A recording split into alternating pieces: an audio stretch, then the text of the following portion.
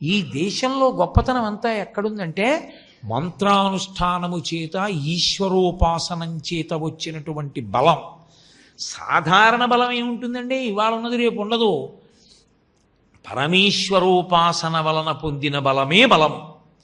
కాబట్టి అటువంటి వాడు అగస్త్యుడు. ఆయనే సామాన్యుడు కాడు. వాతాపి ఇల్వలుడు అని ఇద్దరు అన్నదమ్ములు. ఆ ఇల్వలుడు ఒకసారి ఓ బ్రాహ్మణుడిని పిలిచి, మాకేమైనా మంత్రం ఇవ్వయా, సమస్త సుఖములను పొందగలిగిన మంత్రం ఇయ్యి అన్నాడు. ఆయన అన్నాడు, మీరు రాక్షసులు, మీకు సుఖాలంటే లోకాలకి దుఃఖాలు నేను ఇవ్వనన్నాడు. నీ పని ఇలా ఉందా అనుకుని, ఆ యుగంలో లక్షణం ఏమిటంటే తద్దినం పెడితే బ్రాహ్మణుల్ని పిలిచి మాంసం పెట్టాలి. అప్పుడు బ్రాహ్మణులు తినాలి. వద్దంటేనే ఊరుకోవట్లేదని కలియుగంలో తీసేశారు. దానికి బదులు మినుము తినమన్నారు. అందుకని గారెలు. కాబట్టి ఆ రోజుల్లో మాంసం పెట్టాలి పితృకార్యంలో. ఆయన ఏం చేశాడంటే, ఏ బ్రాహ్మణుడు మంత్రం ఇవ్వనన్నాడో ఆయన దగ్గరికి వెళ్ళి, మా నాన్నగారి పితృకార్యం, మీరు రండి భోజనానికి భోక్తగా అన్నాడు. పాపం ఆ వేరే బ్రాహ్మణుడు వచ్చాడు. వాడు ఆ ఇల్వలుడు తమ్ముడైన వాతాపిని పట్టుకుని మేక రూపంలోకి మార్చి చంపి వండి మాంసాన్ని పెట్టాడు. ఆ బ్రాహ్మణుడు తినేశాడు. ఆ ఇద్దరికీ కొన్ని శక్తులు ఉన్నాయి. తినేసినటువంటి బ్రాహ్మణుడు తినేశాడు మాంసాన్ని, మేక మాంసం. ఈ ఇల్వలుడు అన్నాడు, వాతాపి రా అన్నాడు. అనగానే వాడు పొట్ట చీల్చుకుని పైకి వచ్చాడు. బ్రాహ్మణుడు చచ్చిపోయాడు. వాళ్ళు కక్ష తీర్చుకోవడానికి చేశారు ముందు. తర్వాత ఏం చేశారంటే, ఇదేదో బాగుందిరోయ్, బ్రాహ్మణుల మాంసం తినడానికి ఇదో మంచి అస్త్రం అని రోజు వెళ్ళి బ్రాహ్మణులు తీసుకొస్తుండేవారు. తీసుకొచ్చి కూర్చోపెట్టి మాంసం పెట్టి, మా నాన్నగారి తద్దినం అనడం, మాంసం పెట్టడం, వాతాపి బయటికి రా అనడం, ఆ బ్రాహ్మణుని ఇద్దరు తినేస్తుండడం. ఒక రోజున వాళ్ళకి అగస్త్యుడు కనపడ్డాడు. ఆయన్ని తీసుకొచ్చారు. ఆయన త్రికాలవేది. ఆయన కనిపెట్టాడు. శుభ్రంగా తినేశాడు వాతాపి మాంసం. తినేసి జీర్ణం వాతాపి జీర్ణం అన్నాడు ఆయన. వీడన్నాడు, ఇల్వలుడు వాతాపి రా అన్నాడు. అగస్త్యుడు అన్నాడు, ఇంకేం వస్తాడు, వాడు జీర్ణం అయిపోయాడు. అప్పుడు కాళ్ళ మీద పడి డబ్బిచ్చాడు. పాడియావులు, డబ్బు, ధనరాశులు, సన్నచీరలు ఇస్తే అవి పట్టుకెళ్ళి లోపాముద్రకిచ్చి రమిస్తే పుట్టాడు కొడుకు. అది అగస్త్య మహర్షి యొక్క శక్తి అంటే. ఆయనే రావణ సంహారంలో ఆదిత్య హృదయం ఇచ్చాడు రామచంద్రమూర్తికి. ఆ ఆదిత్య హృదయమే ఇప్పటికీ మనందరికీ కూడా శ్రీరామ రక్షగా నిలబడింది సూర్యానుగ్రహాన్ని పొందడానికి.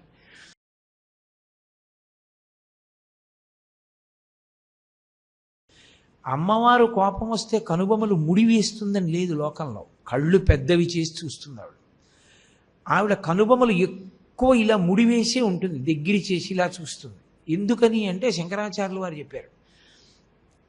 ఆమె అలా ఎందుకు చూస్తుందంటే, భ్రువౌ భుగ్ని కించిత్ భువన భయభంగ వ్యసనిని అన్నారు. భువనములంటే సమస్త లోకములు. వీళ్ళెప్పుడూ భయంలో ఉంటారు. ఏదో భయం, ఏదో ఒక భయం. అసలు భయమే మృత్యువు. మనిషి ఎంతకాలం బ్రతికాడు అంటే ఎంతకాలం చచ్చిపోతూ బతికాడు అన్నదే అర్థం, యథార్థానికి. ఎందుకంటే ఆవిడ మృత్యుదారు కుఠారిక అని లలితా సహస్రంలో నామం ఉంది కదా. అన్నిటికీ ఏమంటారంటే చచ్చిపోతున్నానంటాడు. కరెంట్ లేదండి అన్న అనుకోండి, అమ్మ చచ్చిపోయామండి అంటాడు. టికెట్ దొరకలేదండి అన్న, అబ్బా చచ్చిపోయానండి అంటాడు.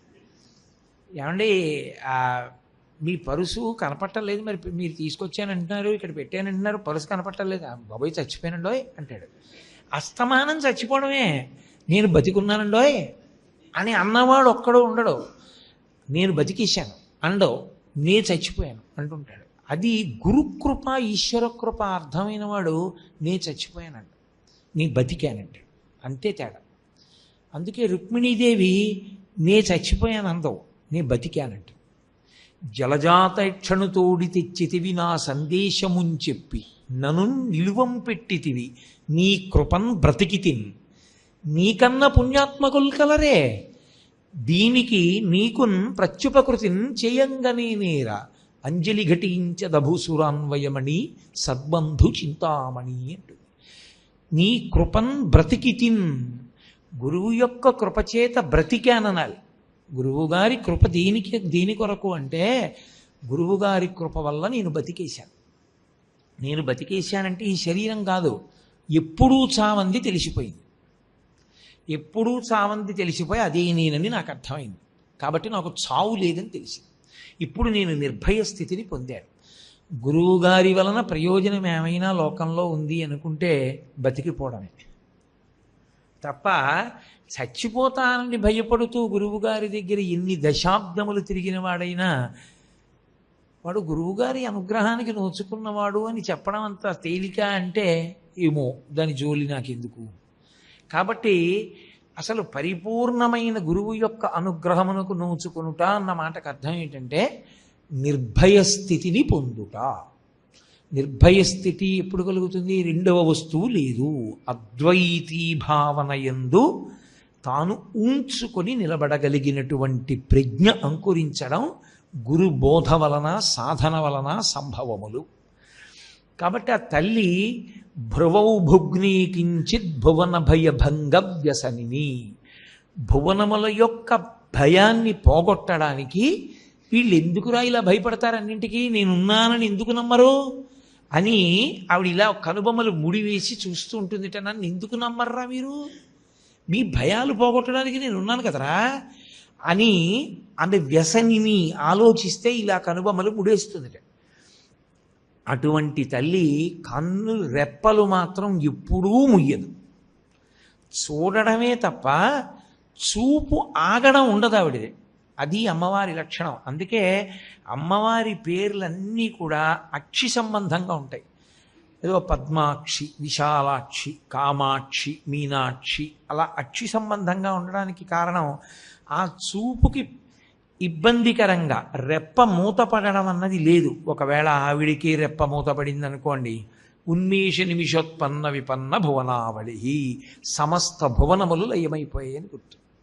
చీకట్లు కమ్ముకున్నాయి. చీకట్లు కమ్ముకున్నాయంటే ఇక సూర్యోదయం అవని స్థితి. అంటే ప్రళయ జలముల యందు మునిగిపోయితే లోకాలు, ఆమె కనురెప్పలు మూతలు పడతాయి. అంటే ఆవిడ కనురెప్ప వెయ్యదు, ఎప్పుడూ తెరిచి ఉంటుంది. కానీ తెరిచి ఉన్నా ఆ రెప్పల కదలిక చేత, కనుగుడ్డు యొక్క కదలిక చేత ఆమె దృష్టి ప్రసారము యొక్క ప్రయోజనము తెలుస్తూ ఉంటుంది. అందులో మూకశంకరులు అన్నారు, ఈ ఆవిడిది కటాక్షము అని ఈ శ్లోకంలో ఆయన అనలేదు. ఆమె కడగంటి చూపు చూస్తోంది అని అనలేదు, వీక్షణ చూస్తోంది. చూస్తోందంటే ఇలా చూస్తోందా, ఇలా చూస్తోందా? ఇలా చూడడం ప్రధానమని మనం అంటలేదు. మంచిదే, ఆవిడ అలా చూడవలసిందే. ప్రధానం ఇలా చూడాలి. ఎందుకని?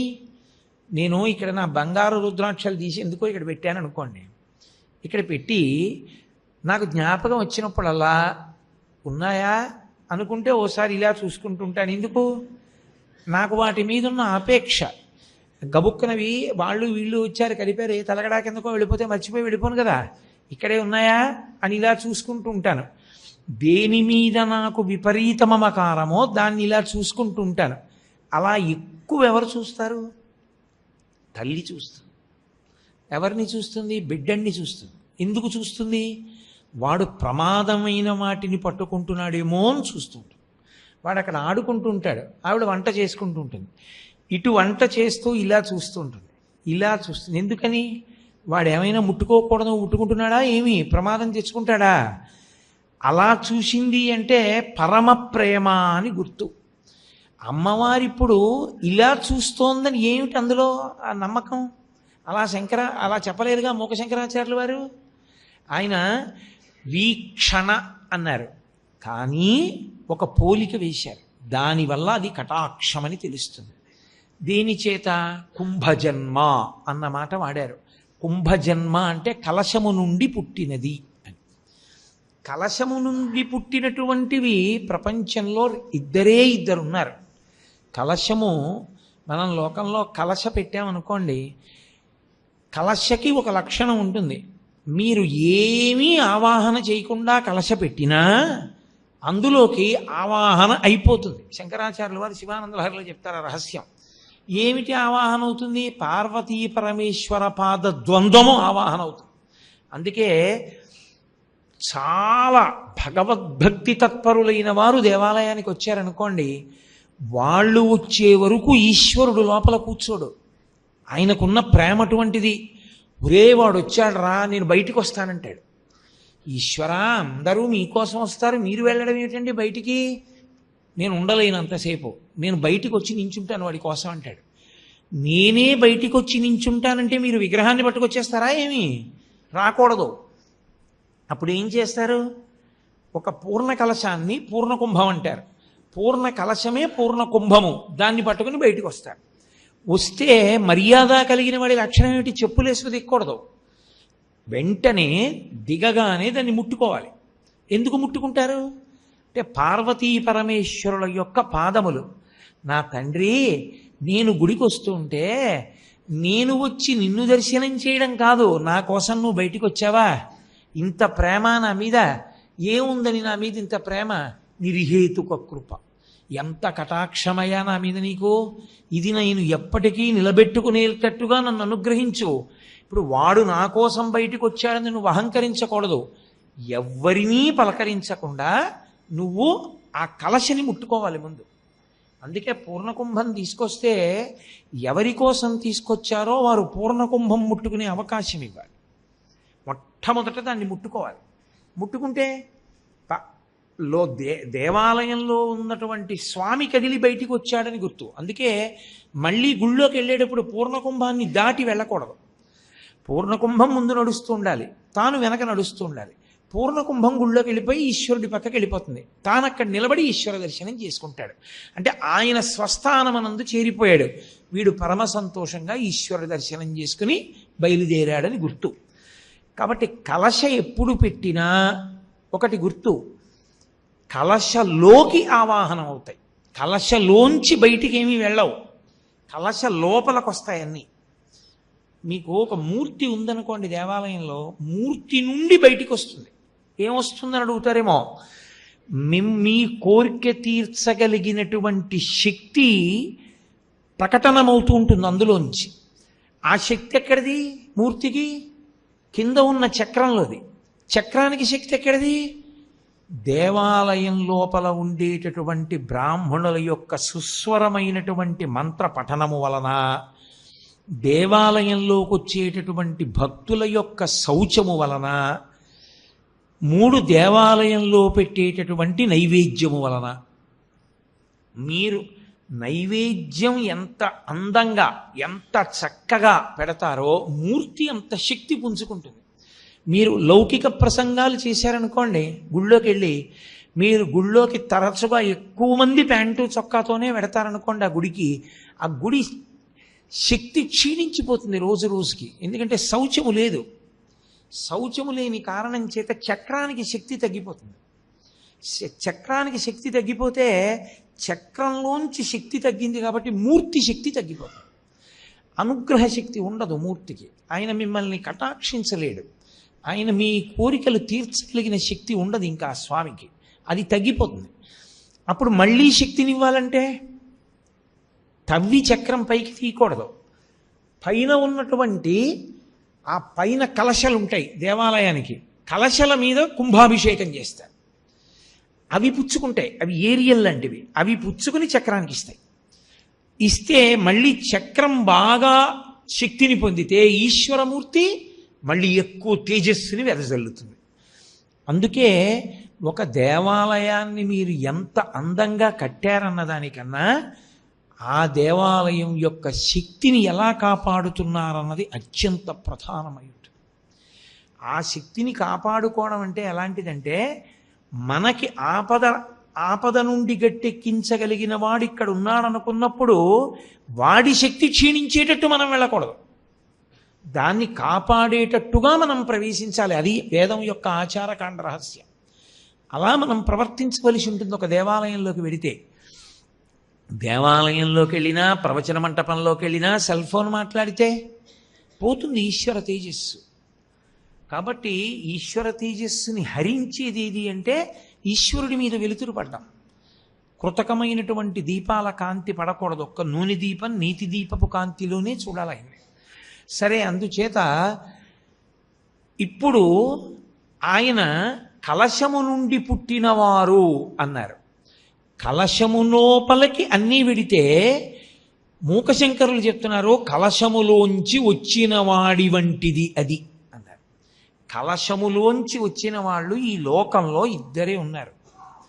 ఎవరు ఆ ఇద్దరు? ఒకరు వశిష్ఠుడు, ఒకరు అగస్త్యుడు. ఇద్దరు చాలా గొప్పవాళ్ళు, కానీ ఇద్దరిలో ఒకడు పొట్టివాడు, చాలా పొట్టిగా ఉంటారు. ఆయన పేరు అగస్త్యుడు. ఆయనకి ఆ పేరు ఎవరు పెట్టారు?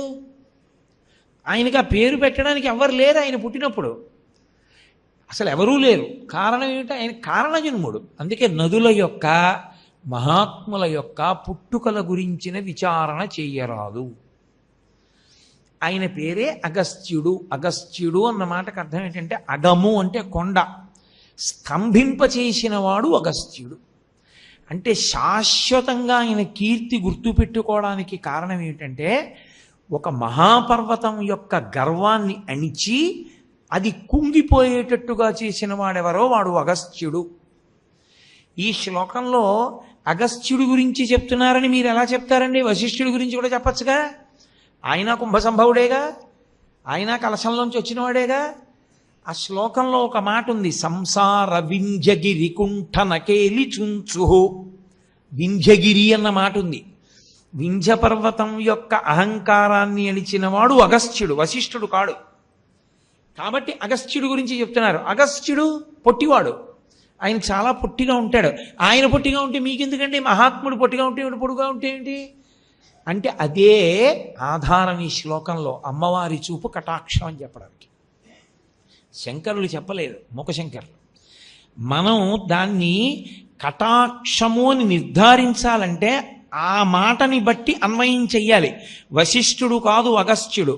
అగస్త్యుడు చూపుగా చెప్పబడుతున్నాడు కాబట్టి పొట్టివాణ్ణి చూపుగా తీసుకున్నారు. అంటే ఇది పొడుగు చూపు కాదు, పొట్టి చూపు. అంటే ఇలా చూసిన చూపు కాబట్టి కటాక్షం గురించి చెప్తున్నారు. ఇలా చూడడం చెప్పట్లేదని చెప్పాలి. అప్పుడు అలా మీరు ఆలోచన చెయ్యడమే ఆ శ్లోకం మీద ధ్యానం. అలా మీరు జవాబుకి రావాలి అంటే మీరు దాన్ని ఎంతో జాగ్రత్తగా పరిశీలించాలి. అంటే మీకు తెలియకుండానే మీరు ఆ శ్లోకం చదివినప్పుడు ఏం చేస్తారంటే అమ్మవారు ఎలా చూస్తూ ఉంటుంది ఈ శ్లోకంలో అన్నది చదివి బాగా ధ్యానం చేస్తే తళుక్కుని మీకు ఆలోచన తడుతుంది. ఓ సంసార వింజగిరి కుంఠ నకేలి చుంచు అగస్త్య అన్నమాట వాడారా శ్లోకంలో? లేదు. పైగా ఇంకో అయోమయం ఎందుకని? ఇద్దరు కలశజులు, అందులో వశిష్ఠుడా అసలు కలశంలోంచి పుట్టిన వాళ్ళు ఇద్దరు ఎవరో ముందు తెలియాలా? ఆ తెలిస్తే మళ్ళీ ఇద్దరిలో ఒకడు కాదు ఒకడన్న మాట తెలియాలా? కలశలోకి అన్ని వెళ్ళిపోతే కలశలోంచి వీళ్ళెలా పైకొచ్చారు? అమ్మవారి చూపు కంటి నుండి పైకొస్తుంది, కలశ నుండి వాళ్ళు పైకొచ్చారు. కన్ను ఎప్పుడు తడిగా ఉండాలి, ఆర్ద్ర అంటారు. కన్ను తడిగా ఉండాలి. కన్ను పొడేరిపోయింది అనుకోండి ప్రమాదం. అది ఆరోగ్యవంతమైన లక్షణం కాదు. కన్ను పొడేరిపోకూడదు, కన్ను తడిగా ఉండాలి. అందున అమ్మవారి కన్ను తడిగా ఉండడం అంటే అర్థం ఏంటో తెలుసా? కన్నీళ్లు పెట్టుకుందని కాదు, ఆ అవసరం ఆ అగత్యం ఆవిడికి లేదు. ఆర్ద్ర అన్న మాటకు అర్థం ఏమిటంటే భర్త యందు ప్రేమ చేత ఆర్ద్ర. ఆమె భర్తని కళ్ళల్లో పెట్టుకుంటుంది, మహాకామేశ్వరుని కన్నులలో పెట్టుకు చూసుకుంటుంది కాబట్టి కామాక్షి కాదు. మన్ని కళ్ళల్లో పెట్టుకు చూసుకుంటుంది కాబట్టి ఆ కళ్ళు ఎప్పుడు తడిగా ఉంటాయంటే అంత ప్రేమతో దయార్ద్ర అంటారు. పరమశివుడి గురించి మాట్లాడుతూ ఒక చోట ఆయన గురించి చెప్తూ వామీ భాగే హిమగిరి దుహితా దయార్ద్ర అంటారు. అయా నీకు ఎడంచేతి పక్కన హిమవంతుని కూతురుంది. అసలే హిమవంతుడు చల్లనివాడు, ఆయన కూతురు చల్లగా ఉంటుంది. దేని చేత చల్లతనం? కళ్ళ తడి ఇంకో కారణం చేత కాదు, దయార్ద్ర, దయచేత తడి. మన ఎందు దయ. అయ్యో ఈ పిల్లల్ని రక్షించుకోవాలి రక్షించుకోవాలి రక్షించుకోవాలని అమ్మకి ఎంత కారుణ్యమో జగదంబ కారుణ్యము దానికి లెక్కలేనన్ని రెట్లు. కాబట్టి అమ్మ కన్నులు తడిగా ఉన్నాయి, కలశ తడిగా ఉంటుంది, లోపల నీరుంటుంది. అందులో నుండి పైకొచ్చాయి మామిడి కొమ్మలు. అవి సామాన్యములు కావు, అవి పార్వతీ పరమేశ్వర పాదద్వందం. అక్కడ కలశ నుండి ఇద్దరు పైకొచ్చారు, ఒకడు వశిష్ఠుడు ఒకడు అగస్త్యుడు. ఒక ఆయన పొడుగ్గా ఉంటాడు, ఒక ఆయన పొట్టిగా ఉంటాడు. అమ్మ కన్నులు తడిగా ఉండి పూర్ణ కలశల్లా ఉంటే ఆ కలశము నుండి వచ్చాడు ఒకడు ఇలా అయితే వశిష్ఠుడు, ఇలా అయితే అగస్త్యుడు. కాబట్టి పొట్టివాడు కలశ నుండి ఎందుకు వచ్చాడు ఆయన అంటే, మహాపురుష స్మరణము చెయ్యండి ముందు, ఋషి స్మరణము చెయ్యమని. కలశ నుండి ఎందుకు రావాలి వశిష్ఠుడు అగస్త్యుడు? ఒకానొకప్పుడు దేవేంద్రుడు అడిగాడు అగ్నిదేవుణ్ణి వాయుదేవుణ్ణి, మీరిద్దరూ సముద్రాన్నంతటినీ ఇంకించేసి సముద్రపు అడుగున ఉన్న రాక్షసుల్ని చంపేయమన్నాడు, కాలకేయాదుల్ని. వాళ్ళు చేయలేదు ఆ పని. వాళ్ళు రాత్రుళ్ళు వచ్చి ఆ రాక్షసులు లోకాన్ని బాధ పెట్టడం మొదలుపెట్టారు. ఇంద్రుడు పిలిచాడు ఇద్దరిని, మీరిద్దరు ఎందుకు చంపలేదని అడిగాడు. వాళ్ళిద్దరు అన్నారు, సముద్రంలో అనంత కోటి జీవరాశి ఉంది, మేము సముద్రాన్ని కాల్చేస్తే ఆ జీవకోటి అంతా చచ్చిపోతుంది, అందుకని మేము కాల్చలేదన్నారు. ఆయన అన్నాడు, ఇది తిరస్కారం, ధిక్కారం, నేను చేయమని చెప్పాను, మీరు చేయలేదు. మీరు ఎందుకు చేయలేదు? నేను పిలిచి అడిగాక చెప్పారు తప్ప మీరు వచ్చి నాకు చెప్పలేదు, కాబట్టి ఇది ధిక్కారం. కాబట్టి మీరిద్దరూ వెళ్ళి భూలోకంలో ఋషులై పుట్టండి అన్నాడు. ఇప్పుడు వాళ్ళిద్దరూ భూలోకంలోకి రావాలి, ఋషులై పుట్టాలి. వాళ్ళు పుట్టడం అంటే వాళ్ళ అంశలు. వాళ్ళిద్దరు ఏం చేశారంటే, ఈ గొడవంతా మనం ఎక్కడ పడతామని అగ్నిదేవుడు తన యొక్క అంశ భరించగలవాడు కాబట్టి సూర్యుడిలోకి పెట్టాడు, వరుణదేవుడు తన అంశని వాయువులోకి పెట్టాడు. ఒకానొక నాడు ఊర్వశి యందు సూర్యభగవానుడికి వరుణదేవుడికి కూడా మోహం కలిగింది. అలా ఎందుకు కలుగుతుందండి? వాళ్ళు మహాత్ములు కదా అని మీరు అడగచ్చు. దాని వెనక తాత్వికమైన రహస్యం ఉంటుంది. ఊర్వశి అందరి అప్సరసల్లాంటిది కాదు. సాక్షాత్ శ్రీమన్నారాయణుడు నరనారాయణులుగా ఆయన నారాయణమూర్తిగా తపస్సు చేస్తుంటే ఆయన తపస్సు భంగం చెయ్యడానికి అప్సరసలందరూ వచ్చారు. ఆయన ముందు నాట్యం చేస్తున్నారు. ఆయన వాళ్ళందరి వంక చూసి ఆఖరణ ఇలా అన్నాడు. అంటే ఆయన తొడలోంచి మహాందగత్తి ఒకటి పైకి వచ్చింది. వాళ్ళందరూ సిగ్గుపడిపోయారు. ఇంత అందం ఆయన తొడలోంచి వచ్చింది, ఆయన శరీరం అంతట్లోంచి కాదు, ఒక్క తొడలోంచి. మనం ఎంతటి వాళ్ళం? ఆవిడ అందం ముందు సిగ్గుపడి వెళ్ళిపోయారు. దాని అర్థం ఏమిటో తెలుసా? ఊర్వశీ జననము వెనక రహస్యం ఏమిటంటే, ఆనందము నీలో ఉన్నది, ఆనందము వస్తువులో లేదు. ఆనందము అప్సరసది కాదు, ఆనందము తనలోనిదే ఊరువల నుండి పైకొచ్చింది. అది సరి అయిన పదార్థాన్ని చూసినప్పుడు వ్యక్తమైతే నీ సంస్కారం, అక్కర్లేనివి చూసి వ్యక్తమైతే నీ కుసంస్కారం, అంతే తేడా. నారాయణుడు ఇలా అంటే ఊర్వశి పైకొచ్చింది, అందమైంది అంటే అందం అంతా ఎక్కడుంది? ఆనందం అంతా ఎక్కడుంది? సత్యం, శివం, సుందరం అంటాం, అవి మూడు పర్యాయ పదాలు ఆత్మకి. ఆనందమునకు పర్యాయ పదాలు, ఆత్మకి పర్యాయ పదం ఆనందం. ఆ ఆనందము, ఆ అందము ఇక్కడ నుంచి అభివ్యక్తమైంది అంటే అసలు నిజానికి ఆనందము నీలోనే ఉన్నది, అందము నీలోనే ఉన్నది. ఆ ఆత్మస్థితి అభివ్యక్తమైంది, ఆమెయే ఊర్వశి. ఆ ఊర్వశి వలన జన్మించాలి వీళ్ళు. కారణం పరదేవత యొక్క అనుగ్రహం. ఆవిడ ఆలోచిస్తుంటుంది ఎప్పుడు. ఏం ఆలోచిస్తుంటుందంటే, ఈ లోకానికి అంతటికీ కూడా స్మరించినంత మాత్రం చేత పాపమును పోగొట్టగలిగిన వాళ్ళు, లోకానికి మహోపకారం చెయ్యగలిగినటువంటి మహాపురుషులు పుట్టాలి. వాళ్ళు ఎవరి వలన పుడతారు? ఒక మహాపురుషుని యొక్క తేజస్సు కదిలితేనే వాళ్ళు పుడతారు.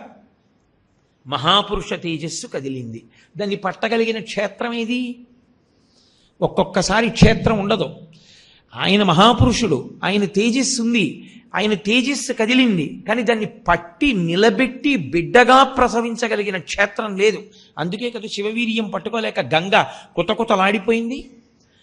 అందరికీ అన్నీ సంభవములు కావు, పట్టలేరు ఆ తేజస్సుని. అందుకే ఒక్కొక్కసారి మహాపురుషుల యొక్క పత్నులకు తరచుగా గర్భస్రావం అవుతుంది. కారణాల్లో అదొకటి. ఎందుకంటే పట్టగలిగినటువంటి శక్తిని పొందాలి, అలా పొందడమే లోపాముద్రాతత్వము అంటారు. అందుకే ఆవిడ పేరు లోపాముద్ర. అగస్త్యుని భార్య పేరు లోపాముద్ర ఎందుకయిందంటే, ప్రపంచంలో ఉండేటటువంటి సమస్తమైనటువంటి స్త్రీలకు తమ అందమునందు కలిగినటువంటి అభిమానము ఎవరిని చూడటం చేత పోతుందో ఆమె లోపాముద్ర. సాధారణంగా అతివ అందం విషయంలో అతిశయాన్ని పొంది ఉంటుంది అంటారు, నాకు తెలియదు, అలా అంటూ ఉంటారు.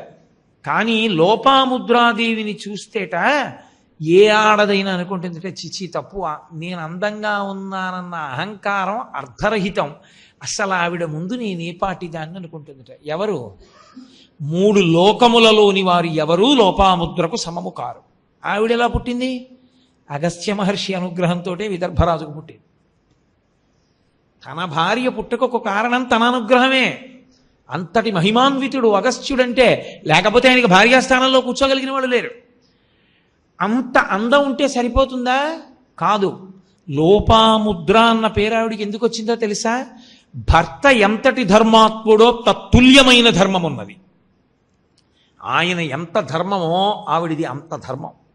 అందుకే అగస్త్యుడు వింటున్నాడు లలితా సహస్రం, అందులో పేరు వచ్చేసింది లోపాముద్రార్చిత అని.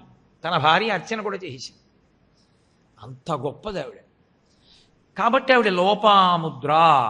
3వ అర్థం ఏమిటో తెలుసా? లోపాముద్ర అంటే ఆమె బాధపడుతూ ఉంటుందిట. ఆమె చాలా చికాగ్గా ఉంటుందిట. ఎప్పుడు? భర్త ఊళ్ళో లేకపోతే. భర్త ఊళ్ళో లేకపోతే ఆవిడికి చికాకు విరహవేదన వలన కాదుట, భర్త పద సేవ నాకు ఈరోజు దొరకలేదని. ఎవడికి కావాలరా పూజ అంటుందిట ఆవిడ.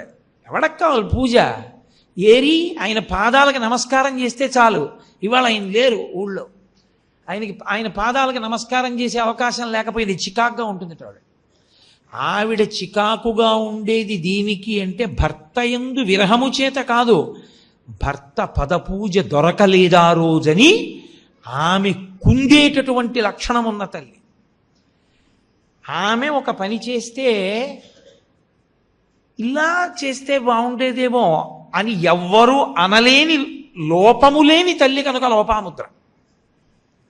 అందుకే అగస్త్యుడు ఎంతటి వాడో లోపాముద్ర అంతటిది.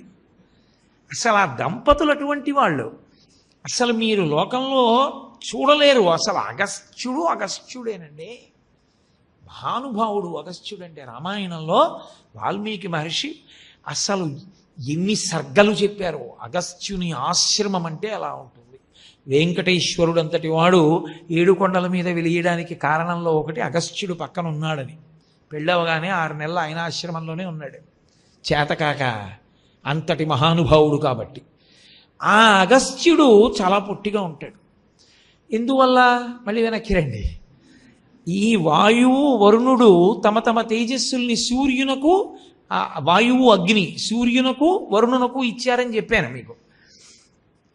ఊర్వశి యందు వ్యామోహాన్ని పొందారు. ఆ ఊర్వశి కారణాంతరముల చేత సూర్యశాపం వల్ల పురూరవునికి భార్యగా వెళ్ళిపోయింది. అది అమ్మవారి శాసనం. మహాత్ముల వలన మహాత్ములు పుట్టాలి, లేకపోతే ఈ లోకాన్ని నడిపించే వాళ్ళు ఉండరు. అందుకని ఆవిడ శాసనమైంది, 2 మహాత్ములు జన్మించాలి.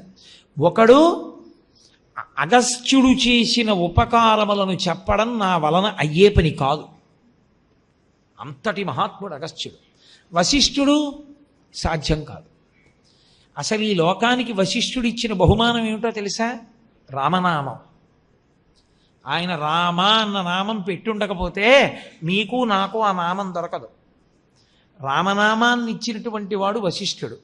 అసలు మనం ఉన్నామంటే కారణం మన పాపపుణ్యములను క్షయించేసుకోవడానికి, మనం శరీరాలు తీసుకుని భగవంతుడి గురించి తెలుసుకోవడానికి అవకాశం ఇచ్చిన వాడు అగస్త్యుడు. ఎందుకని? ఈ లోకములన్నీ ఆగిపోయాయి ఒకప్పుడు. వింధ్యపర్వతం పెరిగిపోతే సూర్యగమనం ఆగిపోయింది. అప్పుడు మళ్ళీ వింధ్యపర్వతాన్ని వంచిన వాడు అగస్త్యుడు. వీళ్ళిద్దరూ లేకపోతే లోకాలు లేవు, ఎవ్వరు లేరు. అసలు పునర్జన్మలు ఎన్ని రెట్లు పెరుగుతాయో నామంతో తీసేశాడు వశిష్ఠుడు. ఇంతటి మహిమాన్వితులు పుట్టాలి. ఇంతటి మహిమాన్వితులు పుట్టాలంటే ఎంతటి మహిమాన్వితుల తేజస్సు కదలాలి. అందుకుని ఇంద్రుడి నోటిని ఆవహించి శపింపచేసింది ఆవిడ. మూకశంకరులే అంటారు ఒక చోట, అసలు అమ్మవారి అనుగ్రహం ఎక్కడుంటుందో అక్కడే వాగ్దేవి కటాక్షం ఉంటుంది. అమ్మవారి అనుగ్రహం లేనివాడు మాట్లాడలేడు. కాబట్టి ఇప్పుడు ఆ సూర్యనారాయణమూర్తికి వరుణదేవుడికి వాళ్ళ తేజస్సులు కదిలాయి. ఆ కదిలిన తేజస్సు వాళ్ళు ఏం చేశారంటే, పుట్టబోయే వాళ్ళు సామాన్యులు కారు, పరదేవత సంకల్పం, మహామహిమాన్వితులు పుట్టాలి. వాళ్ళు పూర్ణ కలశంలోకి విడిచిపెట్టారు. సామాన్యులకి దోషం అది. మహాత్ములు పుట్టడానికి అంత పరమపావనమైన ప్రదేశమే అనువయింది. ఇప్పుడు ఆ కలశలోంచి వాళ్ళు ఉద్భవించారు ఇద్దరు. పుడితే వాళ్ళకెవరు ఉపనయనం చేస్తారు? వాళ్ళకెవరు జన్మ సంస్కారాలు చేస్తారు? దేవతలందరూ వచ్చి చేశారు. ఎందుకని? దేవతలంటే దివ్ ప్రకాశము కలిగిన వారు, వాళ్ళు లోకోపకారులు. వీళ్ళు కూడా దేవతలకే ఉపకారం చేస్తారు, లోకోపకారం చేస్తారు. ఎవరు భగవద్భక్తులో వాళ్ళకి ఉపకారం చేస్తారు. అందుకని వీళ్ళిద్దరికీ సమస్త సంస్కారములు దేవతలే చేశారు. దేవతలు చేసి దేవతల చెయ్యి కూడా దాటిపోతే శ్రీ మహావిష్ణువు అంతటి వాడు కూడా ఈ సమస్యకి పరిష్కారమేమి అని అనుమానంలో పడిపోతే అగస్త్యుడి దగ్గరికి పొమ్మంటూ ఉంటాడు. అంతటి మహానుభావుడు అగస్త్యుడంటే. ఎందుకని? ఈ లోకానికి ఎన్నో పర్యాయాలు వచ్చాయి ఇలాంటి ఉపద్రవాలు. ఒక మాట కాదు, రెండు మాటలు కాదు, ఎన్ని మార్లు వచ్చింది లోకంలో. ఎప్పుడెప్పుడు అంతటి ఉపద్రవం వచ్చిందో అప్పుడప్పుడు ఆదుకున్నవాడు అగస్త్యుడే. నేను మీకు ఒక ఉదాహరణ చెప్పాలి అంటే, కాలకేయాది రాక్షసులు సముద్ర గర్భంలో ఉండి రాత్రిళ్ళు వచ్చి ఎందరో బ్రహ్మవాదుల్ని చంపేశారు. చంపేస్తే శ్రీ మహావిష్ణువు దగ్గరికి పరిగెత్తారు. ఆయన అన్నాడు, ఆ నీటినంతటినీ తీసేస్తే ఉత్తర క్షణంలో చచ్చిపోతాయి జలభూతములన్నీ. నీటినంతటినీ పుచ్చేసుకుని నీటినంతటినీ వదలగలిగిన వాడు ఉండాలి. అగస్త్యుడు ఒక్కడే. ఆయన దగ్గరికి పొండి అన్నాడు. ఆయన దగ్గరికి వెళ్ళారు దేవతలందరూ. అయ్యా, ఈ సముద్రాన్నంతటినీ కూడా మీరు పుడికిల పట్టి ఆపోసనం చెయ్యండి అన్నారు. అంటే 3 మాటలు పుచ్చుకోమని. ఆయన అన్నాడు, ఇది 3 మాటలు ఎక్కడ సరిపోతుందని ఒక్కసారి పుచ్చుకున్నాడు. ఆయనకి 3 మాటలు చాలలేదు. వాళ్ళు ఆయన దగ్గరికి వెళ్ళినప్పుడు ఆయన తేజస్సు చూసి తెల్లబోయారు. బృహస్పతి స్తోత్రం చేశాడండి. లోపాముద్రాగస్త్యులను కలిపి కాశీఖండంలో బృహస్పతి స్తోత్రం చేశాడు దేవగురువు. అంటే అగస్త్య ప్రభావం ఎటువంటిదో, లోపాముద్రా ప్రభావం అంటే ఎటువంటిదో మీరు చూడండి. అటువంటి మహానుభావుడు, మీరు దీన్ని తాగేసేయండి, మళ్ళీ వదిలేయాలి సుమా అనలేదు వాళ్ళు. మర్చిపోయారు ఆయన్ని చూడగానే. ఆయన ఇలా తీసి ఒక్క మాట ఆయనకున్న మంత్రశక్తితో పట్టేడు వెళ్ళిపోయింది లోపలికి సముద్రం అంతా. వీళ్ళు వెళ్ళి ఆ రాక్షసులందరినీ ఏదో సంహారం చేసేశారు. మళ్ళీ వచ్చి నీళ్ళు వదిలేయండి అన్నారు. ఆయన అన్నాడు, ఈ మాట మీరు నాకు ముందు చెప్పలేదు కాబట్టి అవి జీర్ణం అయిపోయాయి, లేవు. అయ్యో బాబోయ్, మరి ప్రాణులు ఎలా ఉంటాయి? ఇంత పెద్ద గొయ్యే సముద్రం, పోనీ ఉన్న నీళ్లు వదిలిపెట్టండి అన్నారు. జీర్ణం అయిపోగా మిగిలిన నీళ్లు నా మూత్రావయవంలోంచి వదిలిపెడతాను అని ఆయన మూత్ర విసర్జన చేశాడు. అదే సముద్రం, అందుకే ఉప్పగా ఉంటుంది. అందుకే దానిలో నిత్య స్నానం లేదు, పర్వస్నానం ఒకటే ఉంది. అది అగస్త్య మహర్షి యొక్క కడుపులో మిగిలిపోయిన నీరది. అంటే అలా పడుతుందా అండి అంటే వాళ్ళ మంత్రశక్తి అటువంటిది. శంకర భగవత్పాదులు నర్మదా నదికి వరదలు వస్తే కమండలంలోకి పట్టారు. అది శక్తి. ఈ దేశంలో గొప్పతనం అంతా ఎక్కడుందంటే మంత్రానుష్ఠానము చేత, ఈశ్వరోపాసనం చేత వచ్చినటువంటి బలం. సాధారణ బలం ఏముంటుందండి? ఇవాళ ఉన్నది రేపు ఉండదు. పరమేశ్వరోపాసన వలన పొందిన బలమే బలం. కాబట్టి అటువంటి వాడు అగస్త్యుడు. ఆయనే సామాన్యుడు కాడు. వాతాపి ఇల్వలుడు అని ఇద్దరు అన్నదమ్ములు. ఆ ఇల్వలుడు ఒకసారి ఓ బ్రాహ్మణుడిని పిలిచి, మాకేమైనా మంత్రం ఇవ్వయా, సమస్త సుఖములను పొందగలిగిన మంత్రం ఇయ్యి అన్నాడు. ఆయన అన్నాడు, మీరు రాక్షసులు, మీకు సుఖాలంటే లోకాలకి దుఃఖాలు నేను ఇవ్వనన్నాడు. నీ పని ఇలా ఉందా అనుకుని, ఆ యుగంలో లక్షణం ఏమిటంటే తద్దినం పెడితే బ్రాహ్మణుల్ని పిలిచి మాంసం పెట్టాలి, అప్పుడు బ్రాహ్మణులు తినాలి. వద్దంటేనే ఊరుకోవట్లేదని కలియుగంలో తీసేశారు, దానికి బదులు మినుము తినమన్నారు. అందుకని గారెలు. కాబట్టి ఆ రోజుల్లో మాంసం పెట్టాలి పితృకార్యంలో. ఆయన ఏం చేశాడంటే, ఏ బ్రాహ్మణుడు మంత్రం ఇవ్వనన్నాడో ఆయన దగ్గరికి వెళ్ళి మా నాన్నగారి పితృకార్యం, మీరు రండి భోజనానికి భోక్తగా అన్నాడు. పాపం ఆ వెర్రి బ్రాహ్మణుడు వచ్చాడు. వాడు ఆ ఇల్వలుడు తమ్ముడైన వాతాపిని పట్టుకుని మేక రూపంలోకి మార్చి చంపి వండి మాంసాన్ని పెట్టాడు. ఆ బ్రాహ్మణుడు తినేశాడు. ఆ ఇద్దరికీ కొన్ని శక్తులు ఉన్నాయి. తినేసినటువంటి బ్రాహ్మణుడు తినేశాడు మాంసాన్ని, మేక మాంసం. ఈ ఇల్వలుడు అన్నాడు, వాతాపి రా అన్నాడు. అనగానే వాడు పొట్ట చీల్చుకుని పైకి వచ్చాడు. బ్రాహ్మణుడు చచ్చిపోయాడు. వాళ్ళు కక్ష తీర్చుకోవడానికి చేశారు ముందు. తర్వాత ఏం చేశారంటే, ఇదేదో బాగుందిరోయ్, బ్రాహ్మణుల మాంసం తినడానికి ఇదో మంచి అస్త్రం అని రోజు వెళ్ళి బ్రాహ్మణులు తీసుకొస్తుండేవారు. తీసుకొచ్చి కూర్చోపెట్టి మాంసం పెట్టి మా నాన్నగారి తద్దిన వండడం, మాంసం పెట్టడం, వాతాపి బయటికి రా అనడం, ఆ బ్రాహ్మణుని ఇద్దరు తినేస్తుండడం. ఒక రోజున వాళ్ళకి అగస్త్యుడు కనపడ్డాడు. ఆయన్ని తీసుకొచ్చారు. ఆయన త్రికాలవేది, ఆయన కనపడ్డాడు. ఆయన కనిపెట్టాడు. శుభ్రంగా తినేశాడు వాతాపి మాంసం. తినేసి జీర్ణం వాతాపి జీర్ణం అన్నాడు. వీడన్నాడు, ఇల్వలుడు వాతాపి రా అన్నాడు. అగస్త్యుడు అన్నాడు, ఇంకేం వస్తాడు, వాడు జీర్ణం అయిపోయాడు.